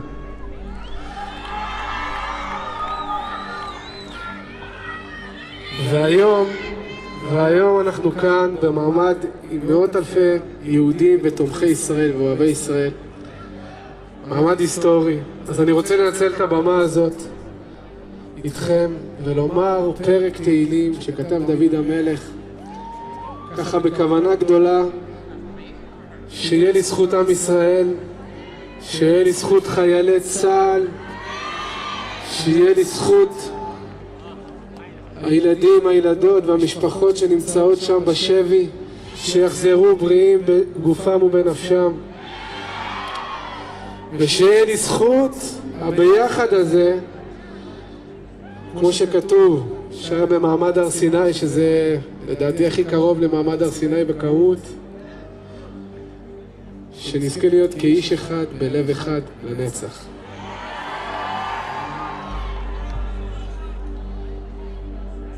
אז נגיד פסוק ואתם תחזרו אחריי. שיר המעלות אשא עיניי אל ההרים, מאין יבוא עזרי.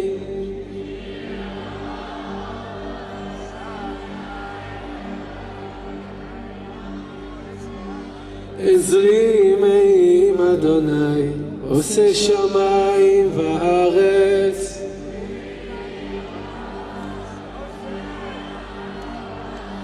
אל ייתן למוט רגליך, אל ינום שומריך.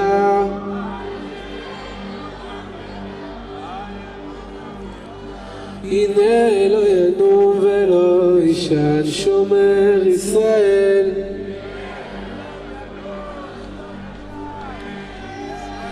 אדוני שומרך, אדוני צילך על יד ימינך.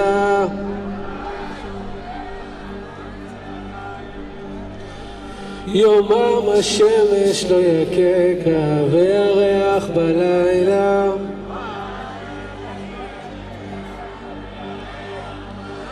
אדוני ישמורך מכל רע, ישמור את נפשך.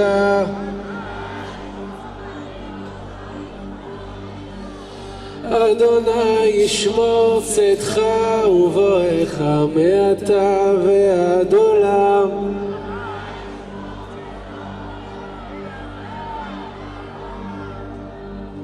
שיר למעלות אשא עיניי אל ההרים, מאין יבוא עזרי. עזרי מעם אשר עושה שמיים וארץ. אל ייתן למוט רגליך, אל ינום שומריך. הנה לא ינום ולא ישן שומר ישראל. השם שומרך, השם צילך על יד ימינך. יומם השמש לא יקקה וירח בלילה. השם ישמורך מכל רע, ישמור את נפשך. השם ישמור צאתך ובואך מעתה ועד עולם. מעתה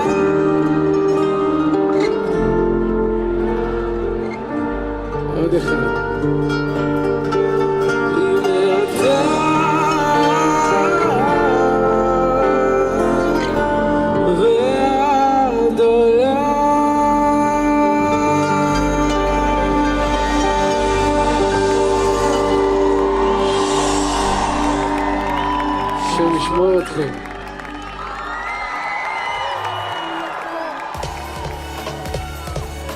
Please welcome Deborah Messing.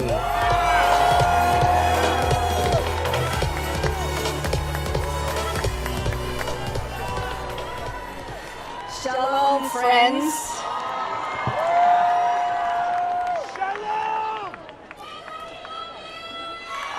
I love you too. I know you were in pain. I know you were afraid. I know you feel alone and abandoned by people you thought were your friends. I know you feel misunderstood and maligned. I know because I do too. But looking out at all of us today, we also know that we are not alone because we have each other.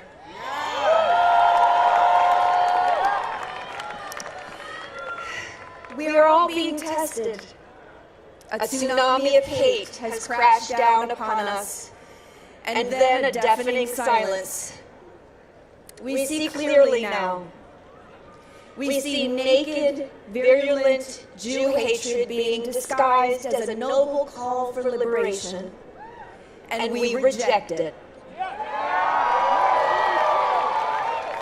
What does Israel's defense in response to a terrorist attack have to do with an elderly Jewish man in California killed for holding an Israeli flag? This is madness. This is terrorism. But we will win. We always have.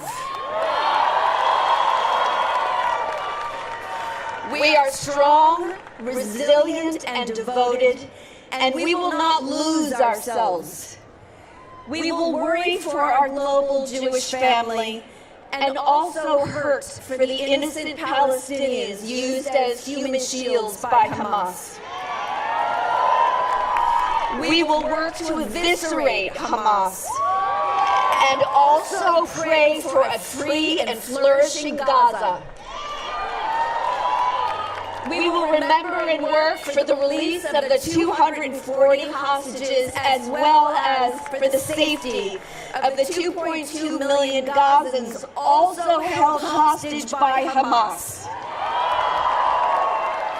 We will pray for the success of the IDF in a war Israel did not start and did not want, but a war Israel will win.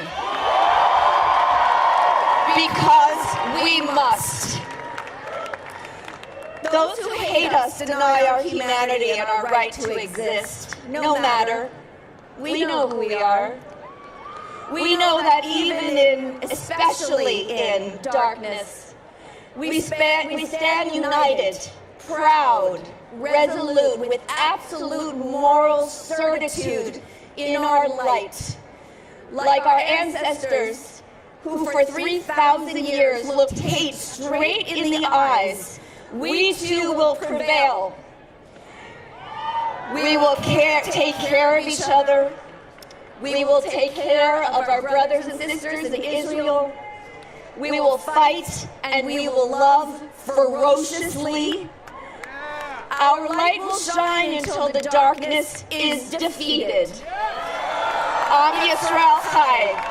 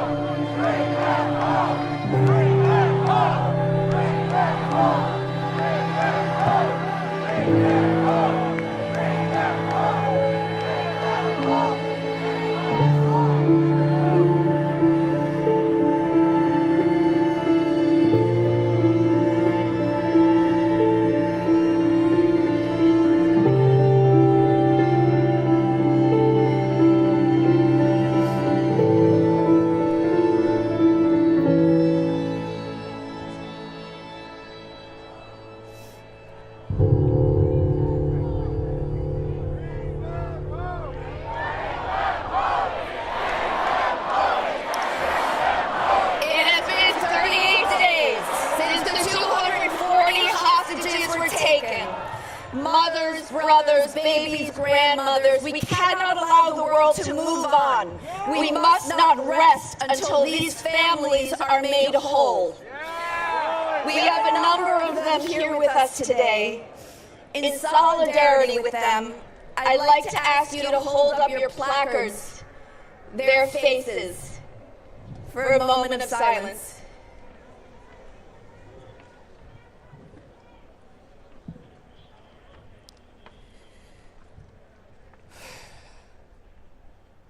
Thank you. I now have the honor of introducing 3 family members of hostages, Orna Neutra, Alana Zaitchik, and Rachel Goldberg. May their courage and strength inspire us all.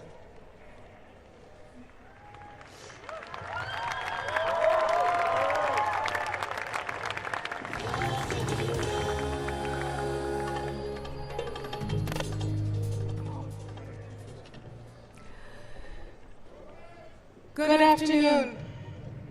My name is Orna Neutra, and I am Omer's mom. Omer,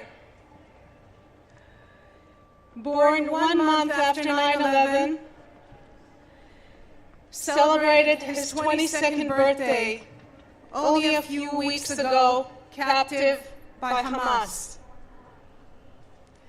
Omer is a warm, optimistic, and people-loving person.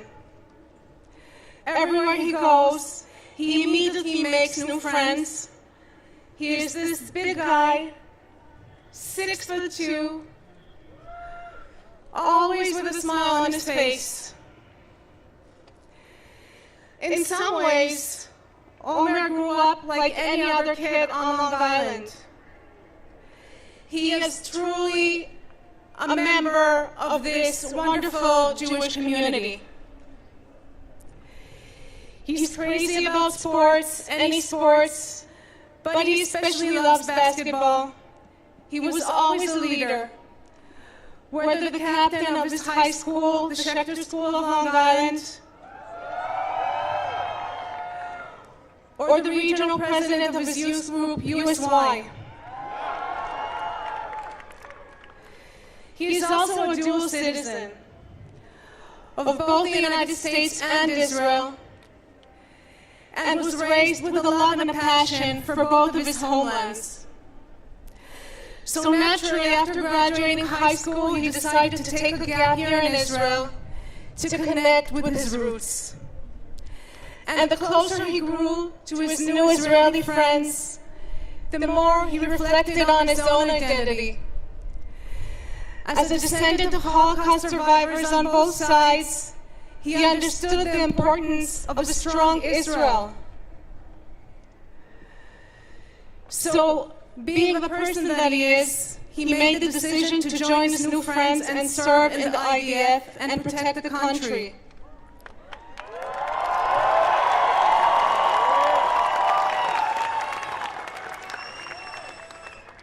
He was drafted as a lone soldier in the Armored Corps. He was protecting people when he was taken by Hamas. And since then, our lives have turned upside down. From a place of deep pain, we hold strong for you, Omer. We speak in your name tirelessly. We hope and pray and we act. And I must believe that our prayers and actions have power.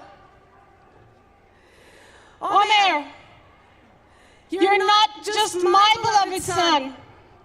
You touch so many in deep and profound ways.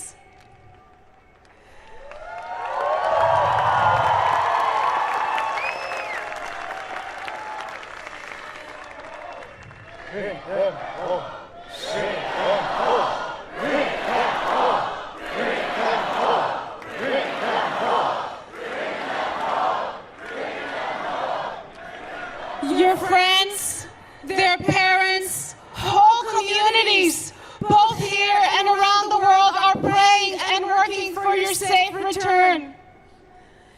And to everyone everyone gathered here today, I want to tell you that there is power in speaking Omer's name, posting his picture, and keeping his story in the public eye, calling your representatives every single day.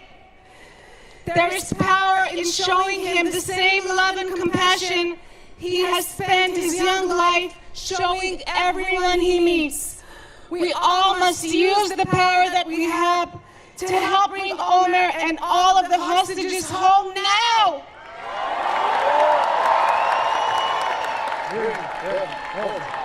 Bring them home. Bring them home. Thank you. Bring them home. Bring them home.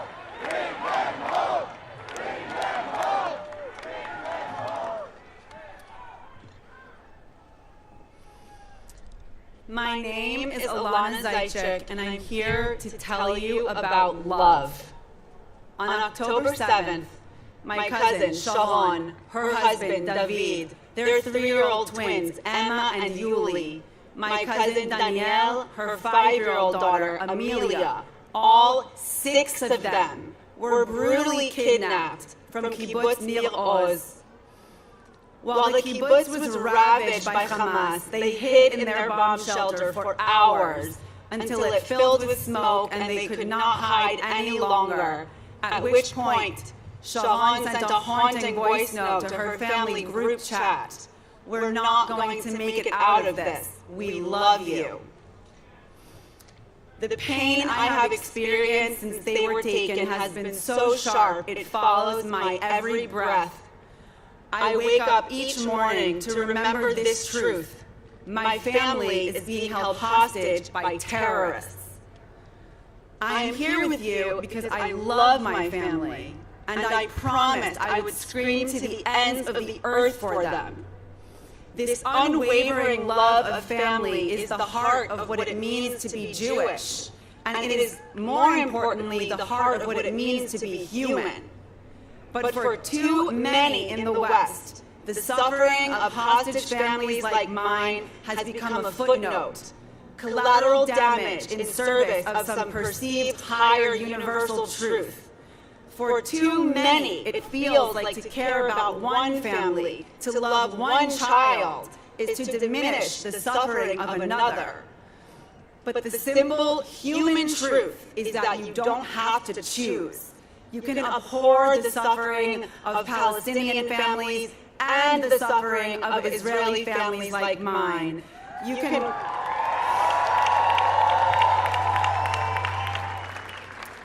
can call for peace and the immediate return of the innocent men, women, and children who were violently taken from us.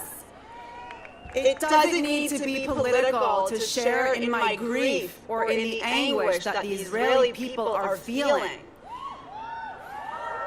To demand the release of the hostages is not an act of politics, nor is it a cry for war. It is an act of love and a cry for humanity. And love is the only thing that can repair our shattered hearts and bring us back together in the name of peace. Thank you.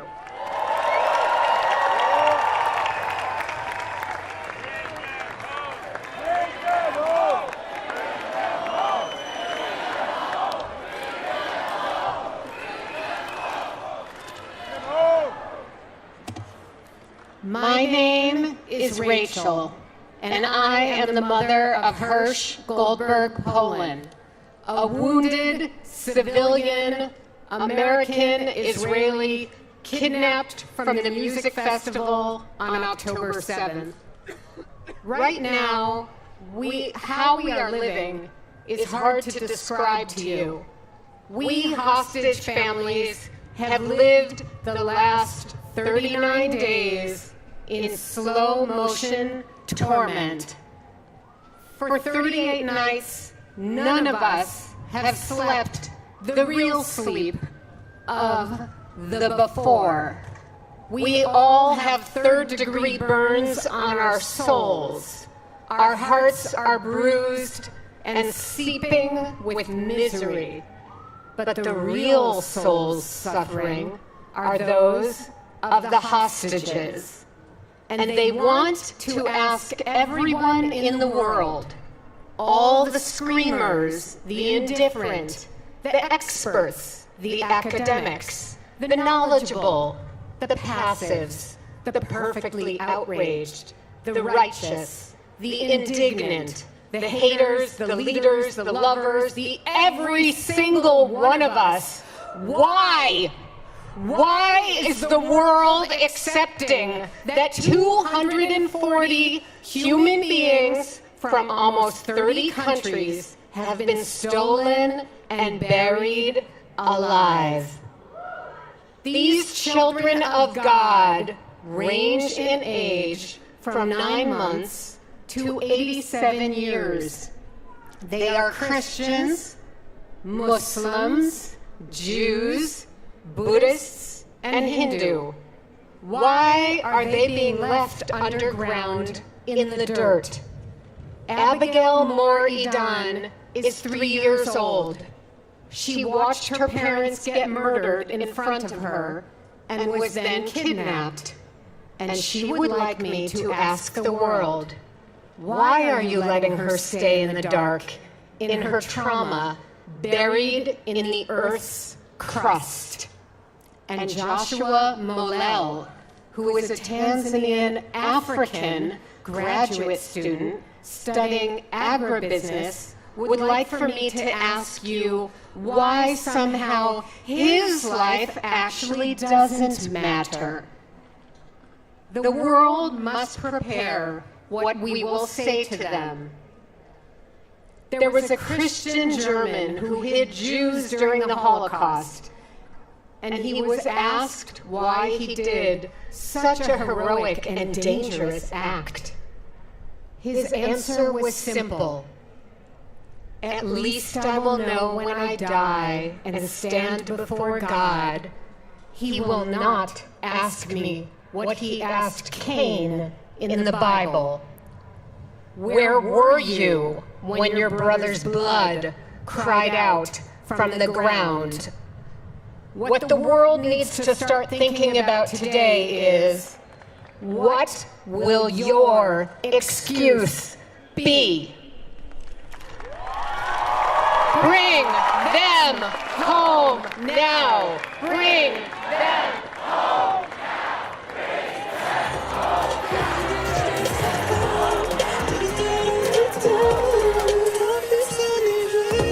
Please welcome the co-chairs of the Bipartisan Congressional Caucus to Combat Anti-Semitism, Senator Jackie Rosen, Senator James Lankford, Representative Chris Smith, and Representative Kathy Manning.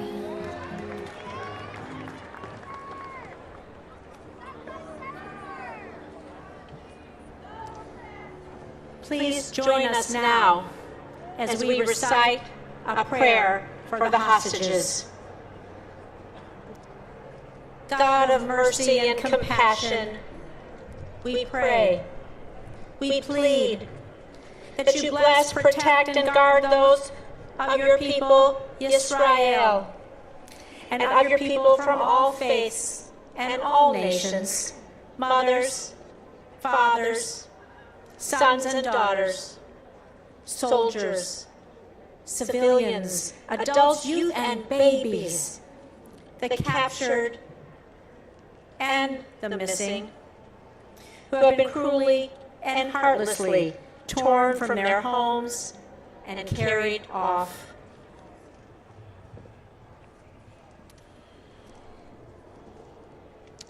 May God have compassion on them and bring them out from darkness and the shadow of death. May God break their bonds, deliver them from their distress, and bring them swiftly back to their families' embrace. As we read in the words of the prophet Jeremiah, restrain your voice from weeping and your eyes from tears, for your work will be rewarded, declares the Lord. They will return from the land of the enemy.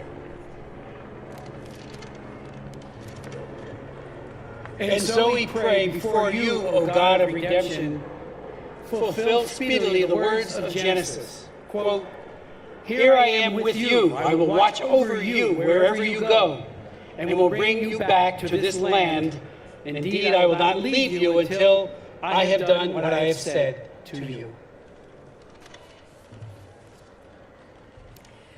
May the Holy One do all that must be done, so that relief, rescue, and long life may be the lot of every one of the civilians and the soldiers who have been taken captive.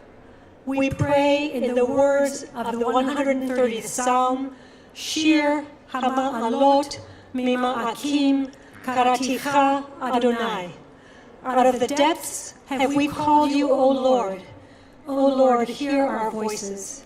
Be attentive to our supplications, and let us say together, Amen.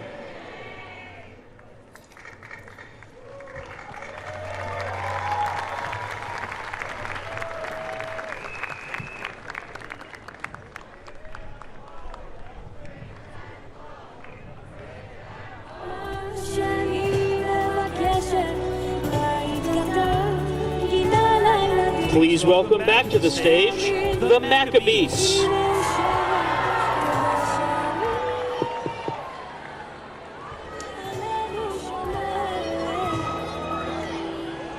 We ask that everyone please join us in singing this prayer for our brothers and sisters in Israel, Achenu Kol Beit Yisrael.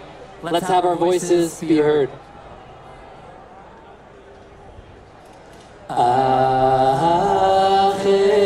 Achenu Kol Beit Yisrael. Achenu Kol Beit Yisrael.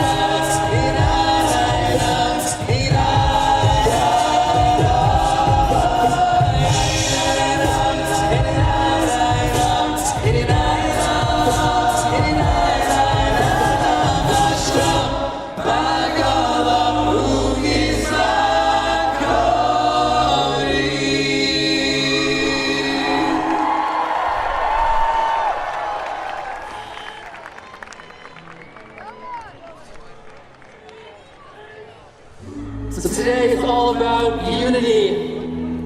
So we want to invite to the stage a very, very special friend. Everyone, please give it up for Matisyahu.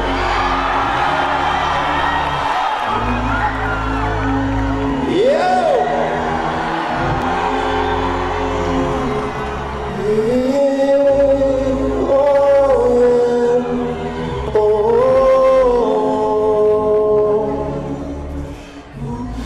Sometimes I lay under the moon and I thank God I'm breathing. And then I pray, don't take me soon. I am here for a reason. Sometimes in my tears I drown, but I never let it get me down. So when negativity surrounds, I know someday it'll all turn around, because all my life I've been waiting for, I've been praying for the people to say, we don't wanna fight no more, there'll be no more war, and our children will play. One day, one day, one day, oh, one day, one day.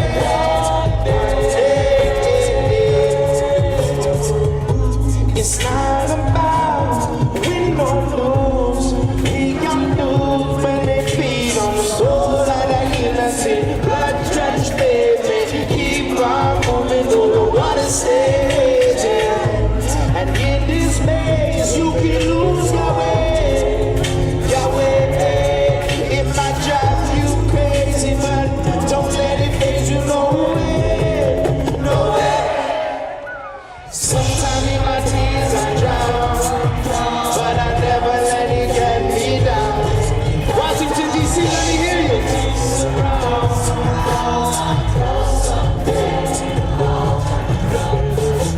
My life I've been waiting for, I've been praying for the people to say, we don't wanna fight no more, there'll be no more war, and our children will play. One day, one day, one day, oh,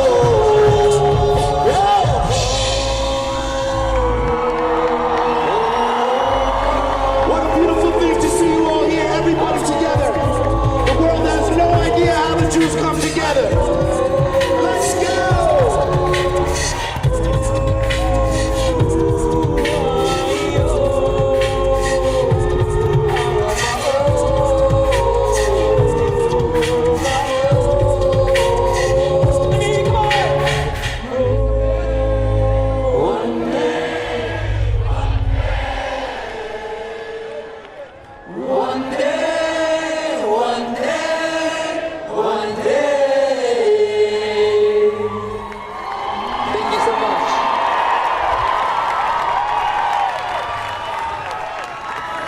Please welcome Israel's ambassador to the United States, Michael Herzog.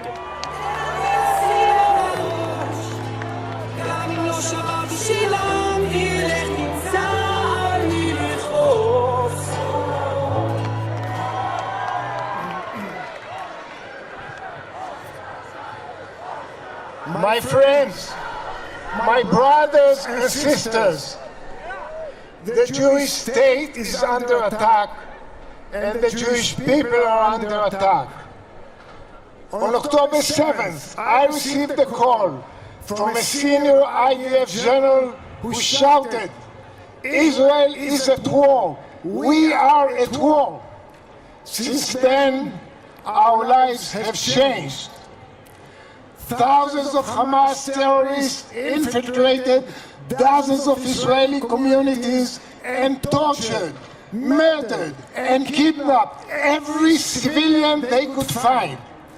They not only committed unimaginable atrocities, they documented and celebrated them. Let me be clear. We did not start this war, but we must finish it. We must finish the war to ensure that the Hamas murder machine in Gaza is dismantled for good.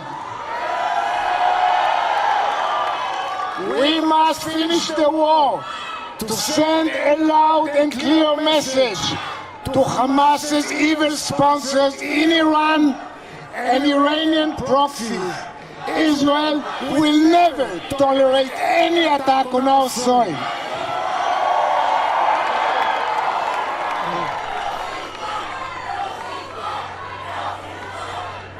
And we must finish this war to return the hostages.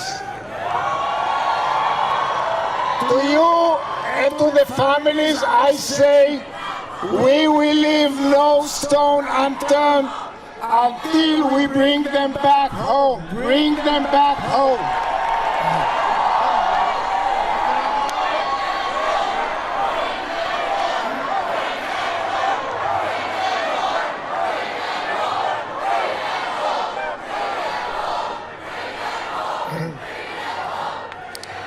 There is simply no other choice for a nation that values life. Thankfully, we are not alone. The majority of Americans stand firmly with Israel. Thank you to President Biden and his administration for your steadfast support. Thank you to the numerous members of Congress from both sides of the aisle. Some of them are here for raising your voices in support of Israel. We will not forget your backing during these dark days. And now, let me say to all of you, the hundreds of thousands of people gathered here today, you are incredible. You give us strength.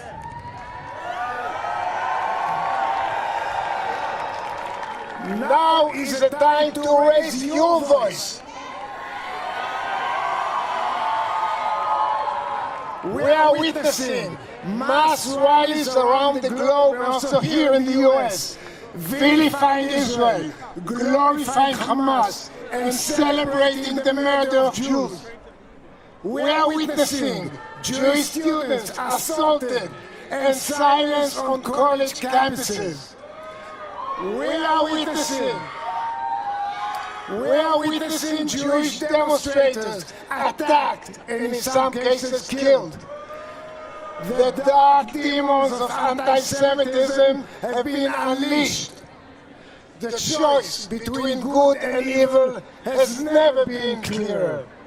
Do you stand with the terror organization that kills women, children, and the elderly in cold blood? Or do you stand with the democracy that does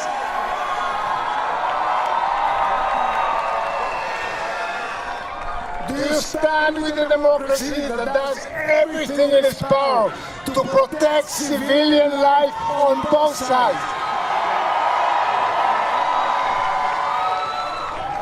My friends, there are defining moments in history, and this is one of them.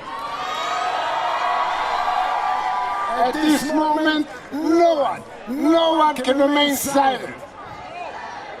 We must raise our voices in support of the one and only Jewish state. Raise our voices against those who oppose Israel's right to defend itself. Raise our voices when we see Jew hatred being spewed unchecked. Raise our voices loud to denounce Hamas for what it is, the barbaric ISIS-like terror organization. Raise our voices loud to bring all the hostages back home.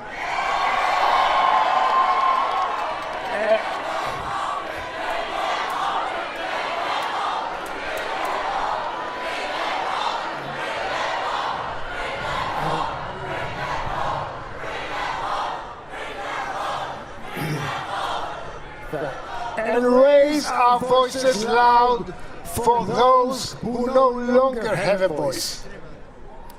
My friends and my brothers and sisters, we are a grieving nation, yet we are united and determined.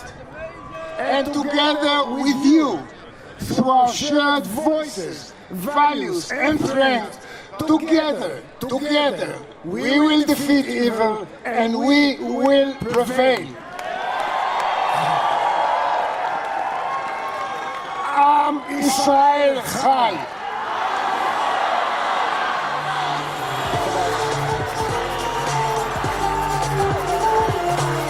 Please welcome Pastor John Hagee, Dillard University President Dr. Rochelle Ford, and Anila Ali.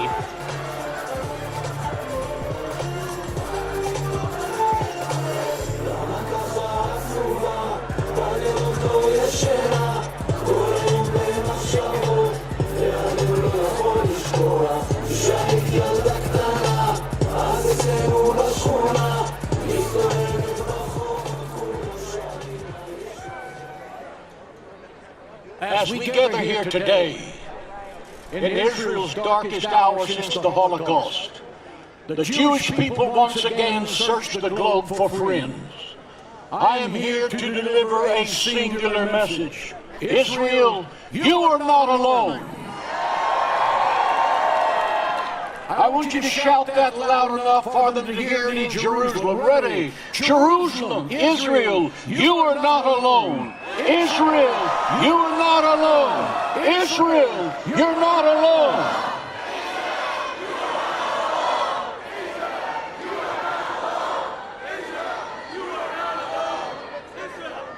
While the Jewish state faces the greatest danger since her rebirth 75 years ago, we pray for the people of Israel and the leaders of Israel. May God give you the wisdom of Solomon and the courage of King David and the victories of Joshua. You, the leaders of Israel, and you alone, should determine how this war is going to be conducted and concluded. You decide, no one else. Israel has shown the world that it overcame the tragedy of the Holocaust through the power of hope. Israel has demonstrated the courage to make peace with its neighbors.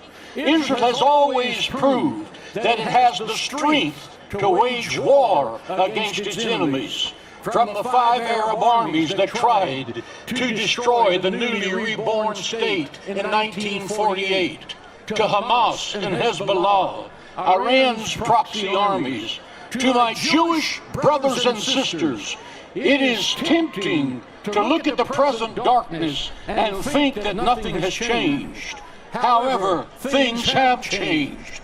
More than 40 years ago, I joined forces with an Orthodox rabbi, Rabbi Scheinberg, to bring Christians and Jews together in mutual love and respect.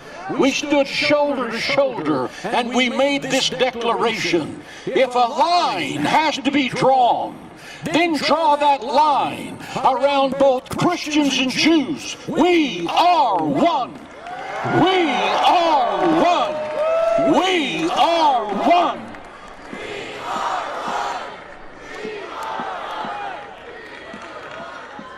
Today we extend that line around everyone who is gathered here.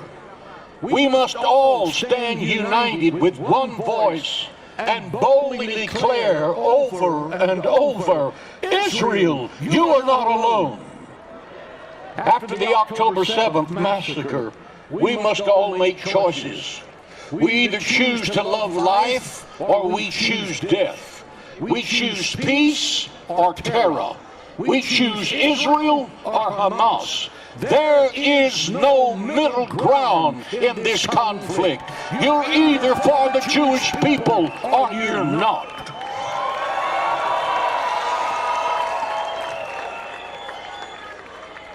Look at history. From Pharaoh to Haman to Hitler, all of these anti-Semitic cowards are remembered only for their failed attempt to destroy God's chosen people. And Hamas is going to suffer the same fate. To Israel's enemies, making threats against Israel is nothing more than a self-fulfilling prophecy about yourself. When you speak of Israel passing away with a sudden storm, you're only speaking of your own demise. Where are the nations that have persecuted the Jewish people?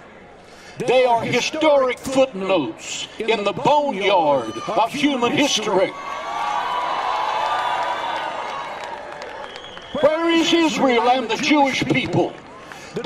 Despite the efforts of Iran, Hamas, and Hezbollah to destroy the Jewish nation, Israel lives! Israel lives! Israel lives!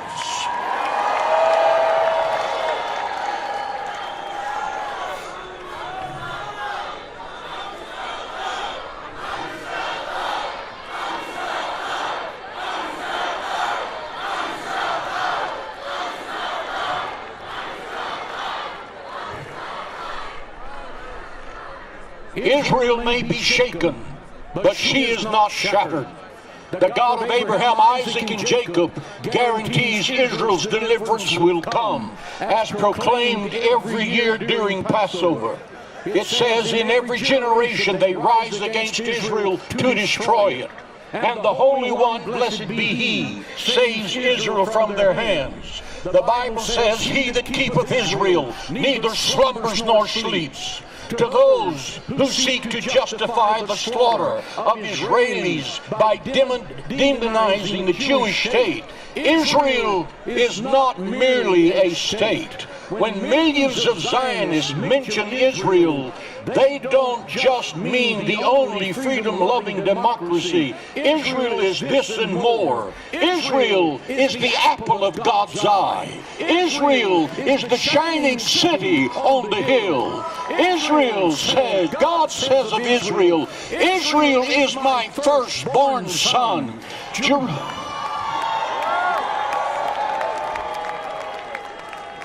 Jerusalem is the city of God. Jerusalem is the shoreline of eternity. Jerusalem is the eternal capital of Israel, today and forever.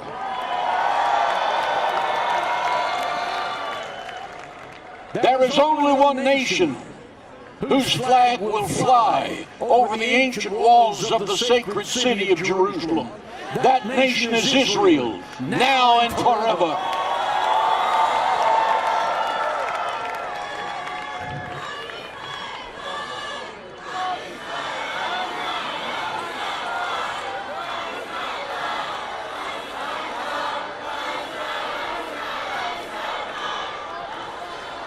Those of us standing here and millions of other Christians were not here during the Holocaust, but we're here now.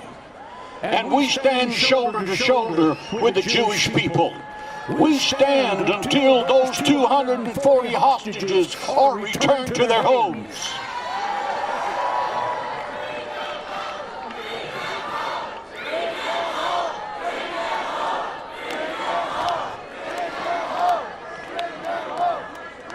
For where there is unity, God Almighty will command His blessings. When America was attacked in World War II, victory was our only aim. and Israel should be afforded that same opportunity. For history has shown that without victory, there is no survival. Israel has victory, and that victory will come when all of the hostages are safely home. Israel's victory comes when the terror tunnels have been destroyed. Israel's victory will come when Hamas and Hezbollah are in the ash heap of history along with Haman and Hitler.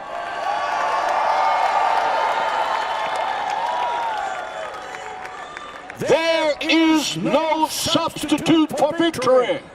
May God bless Israel. May God bless the United States of America. May God bless the Jewish people. And may God bless all who have gathered here today until we overcome the tyranny of the Middle East. Israel, you are not alone today, tomorrow, and forever. God bless the Jewish state.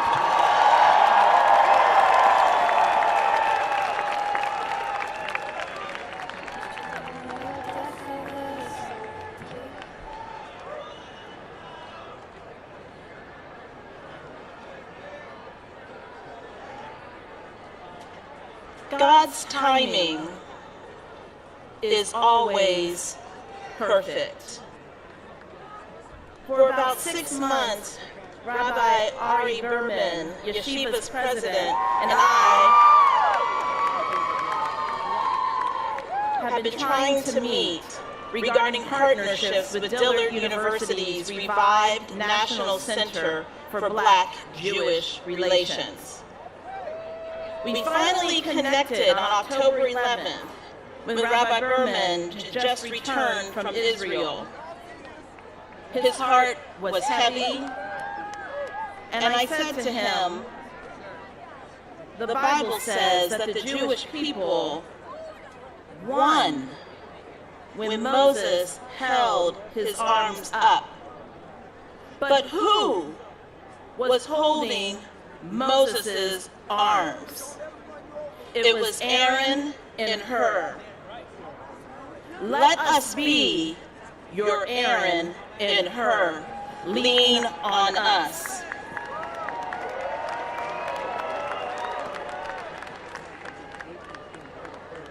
At the same time, we must know that winning today will only happen when there is peace in the Middle East, and when there is an end to anti-Semitism and hate everywhere. Therefore, I ask you to join me in pausing, to acknowledge that have been too many innocent people in Gaza, in Israel, who have died.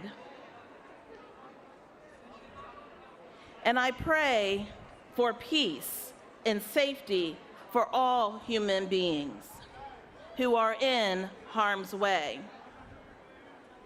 You, my brothers and sisters, are not alone.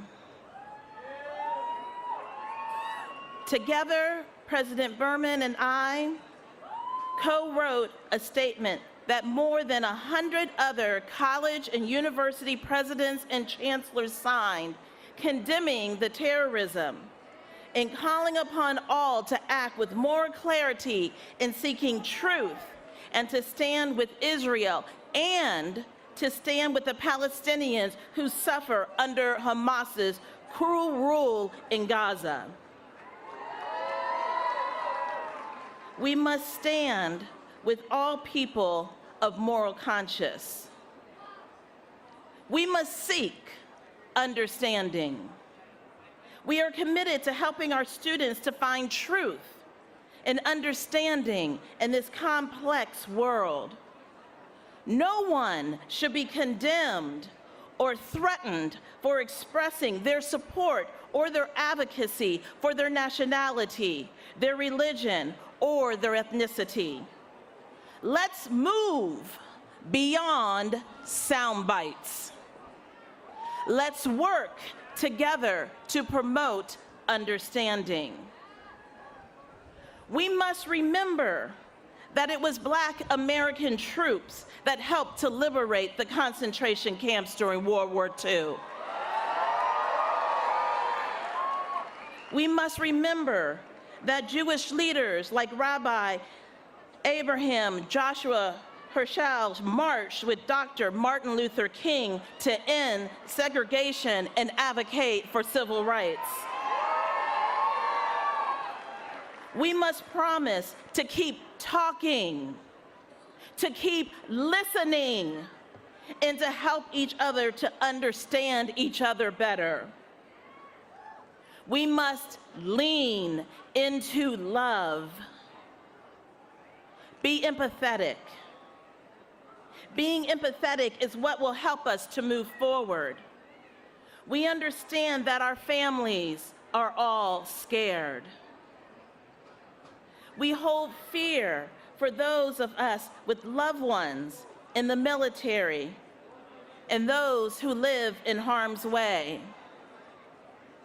We live in fear that the help might not get to the people who need it most.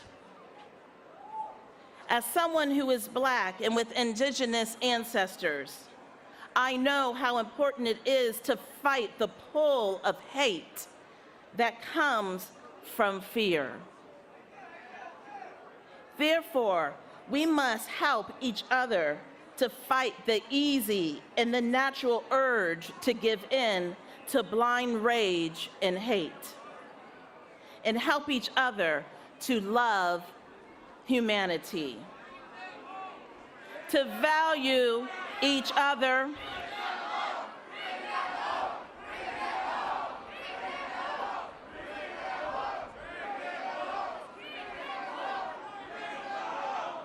and respect each other in all cultures, in all people. Let's do this together. We stand with you against anti-Semitism and bringing the hostages home.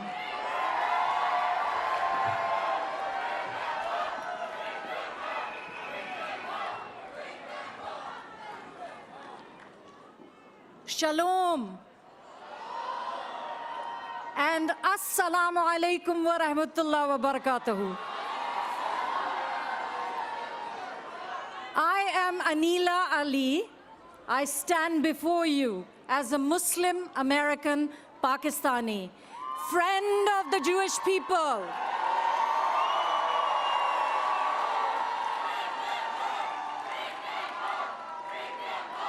Inshallah, inshallah. I'm here to affirm to my Abrahamic brothers and sisters that you are not alone. Yes, we are all feeling the hurt, the pain, the fear, but we also stand united in hope that a better future for all of us is possible. Now, my brothers and sisters and young people, in the Jewish culture, faith, we call it tikwa. And in Muslim faith, we call it taqwa. You see how close we are? In 1947, my birth country, Pakistan, emerged from a bloody partition of the British India. 14 million people, including my family, became refugees. 1 million people were killed, including my family.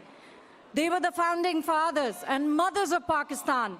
But they told us, they looked at the next generation and they said, let's move on. And we did. India, Pakistan, Bangladesh, we integrated refugees. We accepted the borders and we focused on building a better future for all our generations.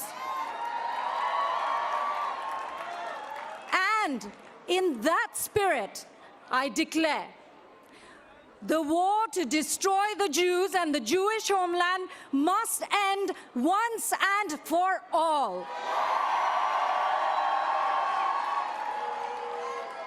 The Holy Quran repeatedly expresses reverence for the Torah and praises the Jewish people. There is a chapter in the Quran, it's called Bani Israel. Bnei Israel insists that the children of Israel will be gathered from exile back into their homeland. And let me tell you, Islamic law explicitly forbids attacking civilians, kidnapping babies, grandmothers. All of this violates the core of our religion. And hiding behind civilians is both evil and cowardly.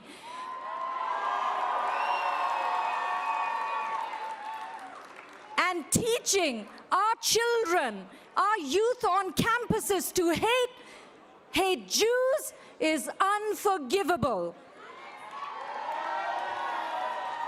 I have been to Israel 3 times, and I have seen for myself how Muslims can gain by making peace with Israel, partnering with the Jewish people and focusing on a future together. Let's look at United Arab Emirates. Brothers and sisters and young people, we are taking another delegation of Muslim American women leaders to Israel. Yes, and we will meet with Israelis and Muslims whose loved ones have been murdered on October 7th. And those Muslims who risked their lives to save dozens of Jews on that day. Let me tell all of you, Muslims and Jews are not destined to be enemies. We are stronger together. We are blessed together. We, all of us, are the connected children of Ibrahim. Peace be upon him. And now, today, we are called upon to fulfill that historic destiny together. I know this is a dark time, but this is also a historic moment. We will emerge stronger, more united than ever before, and together we will forge a lasting peace, inshallah, Bezirat Hashem. Ameen. And now, as these young Jewish students are proclaiming, I proclaim with you, Am Israel Chai. Am Israel Chai.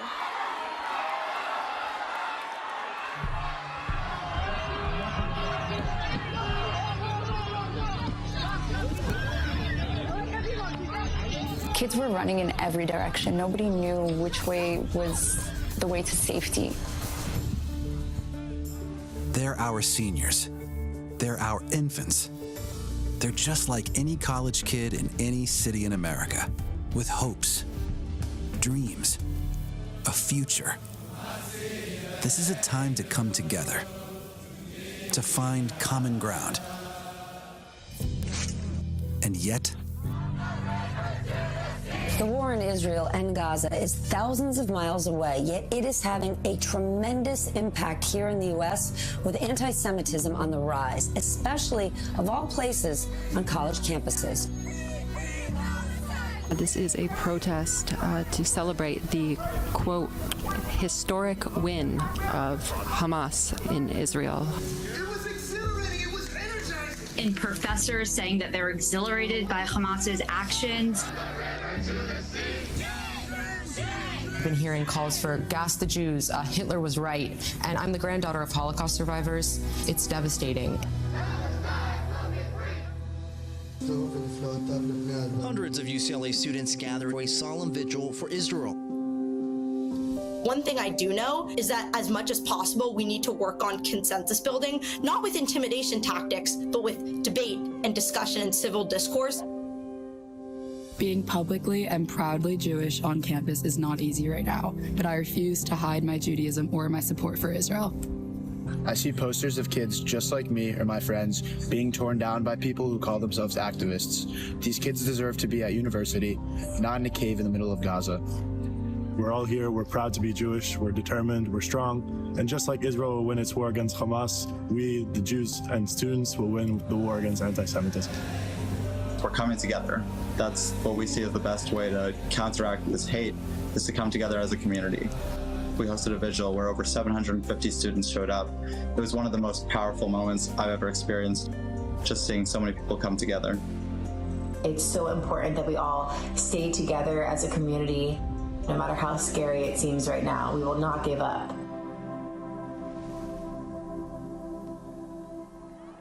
Please welcome Michael Rappaport.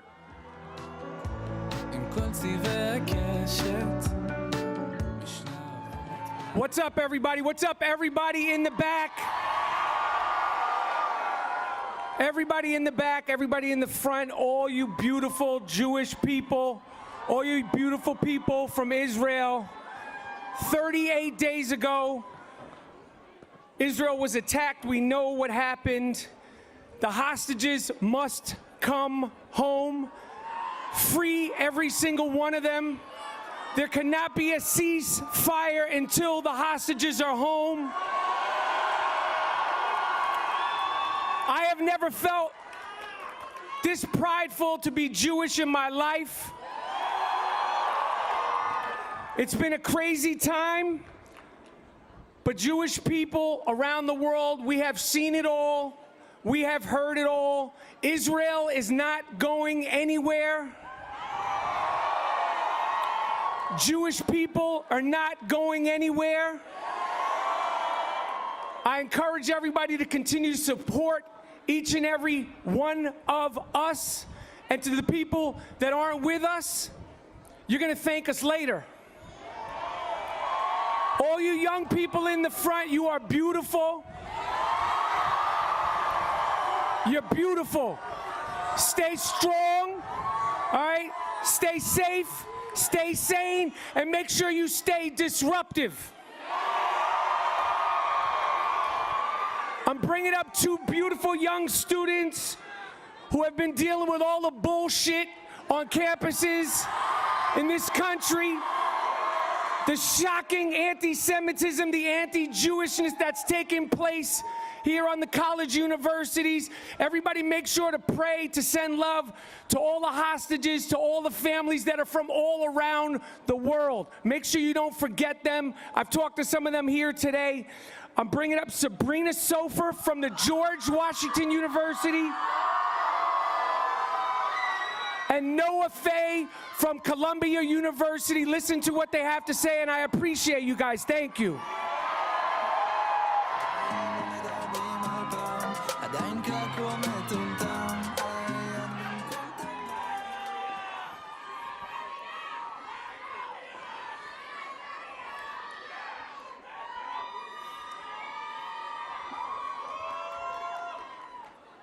Shalom lekulam. Hello, everyone. You will now hear the voices of students. And I want to open with one message that has helped me through these tough times. If you want to save the world, go home and love your family. We are here at the heart of our American home, united as one family, Am Yisrael, arm in arm with the American people. From family, we acquire life-guiding principles. My family's history traces generations of Torah scribes dedicated to preserving Jewish heritage. From Egypt to southern Russia, Dagestan, once my grandparents' homes, Zionism and Israel afforded protection and prosperity. October 7th confirms that cancerous Jew hatred festers on our streets and institutions. At my George Washington University, We've seen anti-Semitic hate fests, rallies supporting murders of Israelis, unconscionable insults projected onto our library, our Hillel building broken into, our kidnapped posters torn from the inside, threats of violence. Our hearts remain shattered by that dark Saturday and the hate we see today. But our spirit is unbroken. Our obstacles are opportunities for the righteous and audacious. Professors who condemn Hamas, administrators striving to guarantee Jewish safety. When we hear genocidal chants, my GW peers and I, from organizations like Chabad GW, GW for Israel, and GW Hillel, we sing Hatikva and Oseh Shalom. These are songs of hope and peace. In the words of Rabbi Levi Shem Tov, we fight anti-Semitism with strong and informed Semitism, with vibrancy. Resilience is what marks our legacy. No one in this crowd, no student, no person stands alone. Nothing at all can splinter the Jewish soul. The Jewish soul, the American resolve, allied together, shall never surrender values of civilization, democracy, and humanity.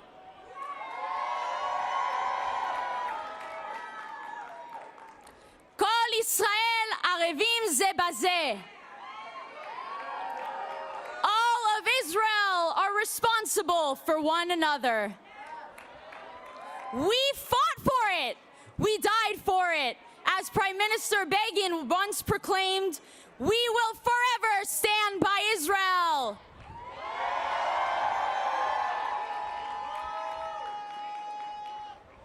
We face an arduous battle, but we shall not tremble in fear. Our stars of David will shine on our chests and in our hearts. My beloved family, this generation is ready to lead, to fight with steadfast confidence and unconquerable moral courage. The people of Israel live now and forever. Netzach Israel lo yishaker. The promise of Israel will endure.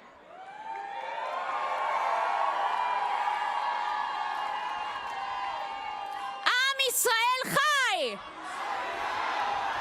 Am Israel chai lenatzach. Toda raba.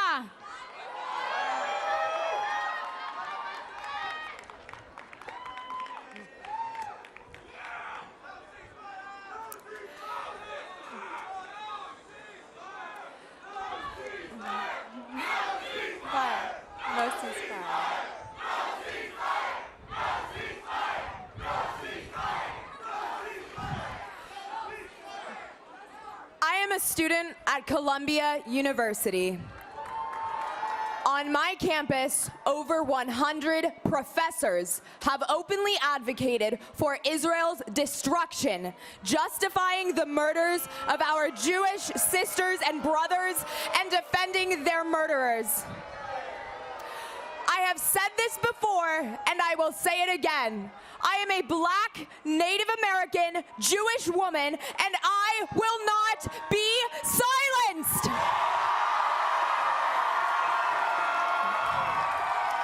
No matter how many anti-Israel demonstrations demonstrations I must walk past on my way to class.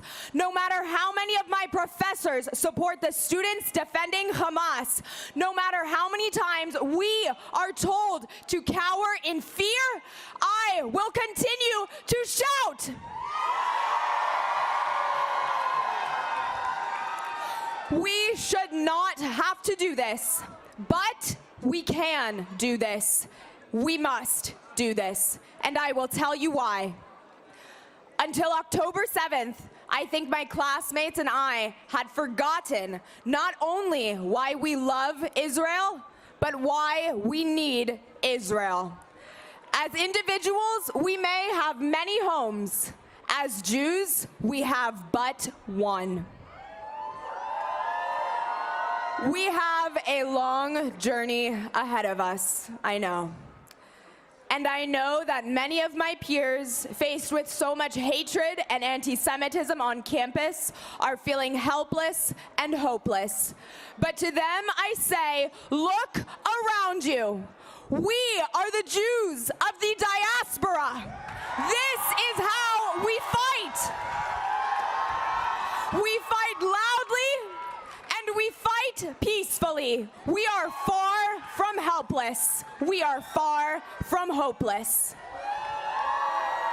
At Columbia and elsewhere, our administrators are beginning to stand with us. And here in our nation's capital, America stands with us. We are not alone.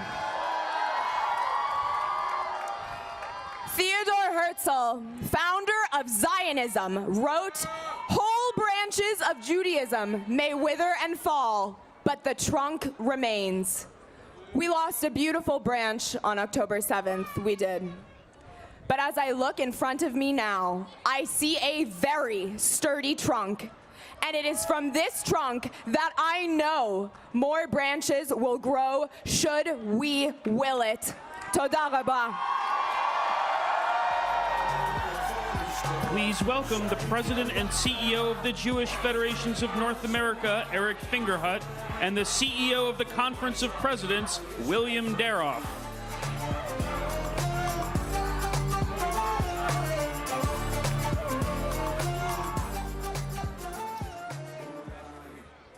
On behalf of the leadership and the 50-member organizations of the Conference of Presidents of major American Jewish organizations, I thank you for coming today to this historic March for Israel.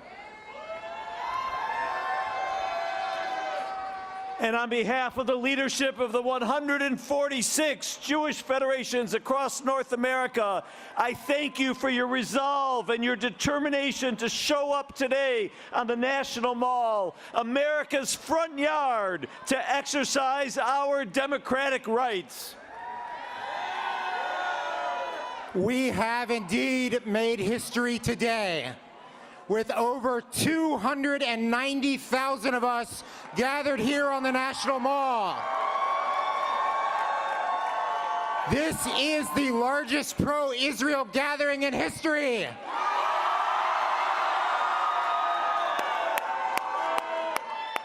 There are also 250,000 watching on live stream and C-SPAN right now.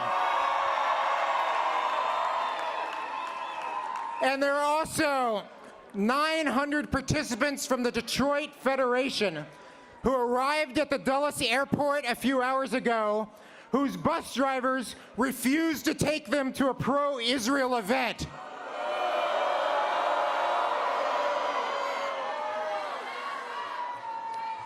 Look what we can do in just over a week. Imagine what we can do. Today's crowd brings together every sector of American life, people of all faiths and creed, of all races and background, to say together with unity and strength, we support Israel's fight to rid itself of the terror threat and restore safety and security to its people. We demand the immediate and unconditional release of the hostages held in captivity in Gaza. Bring them home. Bring them home. Bring them home. And we will not allow the haters and the anti-Semites to intimidate us. We are America, and America is us. We thank and appreciate the bipartisan support of Israel from the President of the United States, Joe Biden, and the United States Congress, as reflected here today. We want them to know that support for Israel in America is overwhelming and bipartisan and transcends geography and ideology. Americans support Israel and understand why it must be victorious in its war against the Hamas terrorist army. And America's leaders must continue to reflect the will of the American people. And today's historic crowd also brings together every segment of the diverse Jewish community in this great country. We stand here together on the National Mall proudly to declare our unity in face of the most dangerous threat to the Jewish people since the Holocaust, the need to defeat the murderous, barbarous Hamas army that has already tortured and murdered thousands of Jews and will continue on this path if not stopped. As we face this challenge, our core values of Torah, our heritage, tefillah, our prayerful quest, and tzedakah, acts of goodness and kindness, guide us forward with a unique strength. Of course, our work does not stop here today. We must continue to march in our communities and in every forum we have available to us. Contact your members of Congress and urge them to support the supplemental package of aid to Israel. Contact your alma mater and demand that they act against the anti-Semitism on campus and defend the rights of Jewish students to go to school free of intimidation and harassment. Keep the hostages in the forefront of our thoughts and actions, in our conversations and on our social media and in our prayers. Bring them home. Bring them home. Bring them home. Bring them home. Bring them home. Bring them home. And support and advocate for Israel in your communities, your businesses, your schools, and your neighborhoods. Support for Israel in the capital begins with support for Israel back home. This will be a long fight. In the words of the psalm, we must neither slumber nor sleep. Hinei lo yanum v'lo yishan, shomer Yisrael. As we leave the National Mall today, we do so with gratitude for all the Americans of all faiths and walks of life who have joined us in this march. You know that Israel's fight against Hamas is no different than America's fight against ISIS or Al-Qaeda, and victory must be fought in the same manner. And as we leave this National Mall today, we do so with gratitude to all who helped make today possible, and especially to the law enforcement agencies who made our visit to the nation's capital a priority. And we leave with a love of America deep in our souls.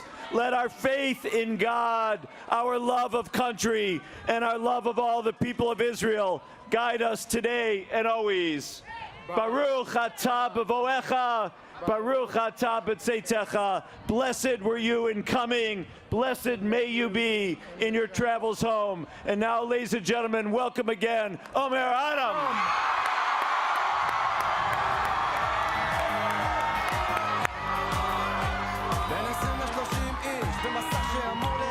אמרו שאסור להרעיש, אמרו זה אמור להמחיש, אתה לכאב אדיש, אני לא חושב על הסוף, עוד יום עובר ונחשף איזה בלוף, עוד יום עובר וקיבלתי אגרוף, וואלה כמן והזמן יחלוף. פחותי ופחותי ופחותי מכאן, פחותי ופחותי ופחותי מכאן, לעוף מפה מאוחר.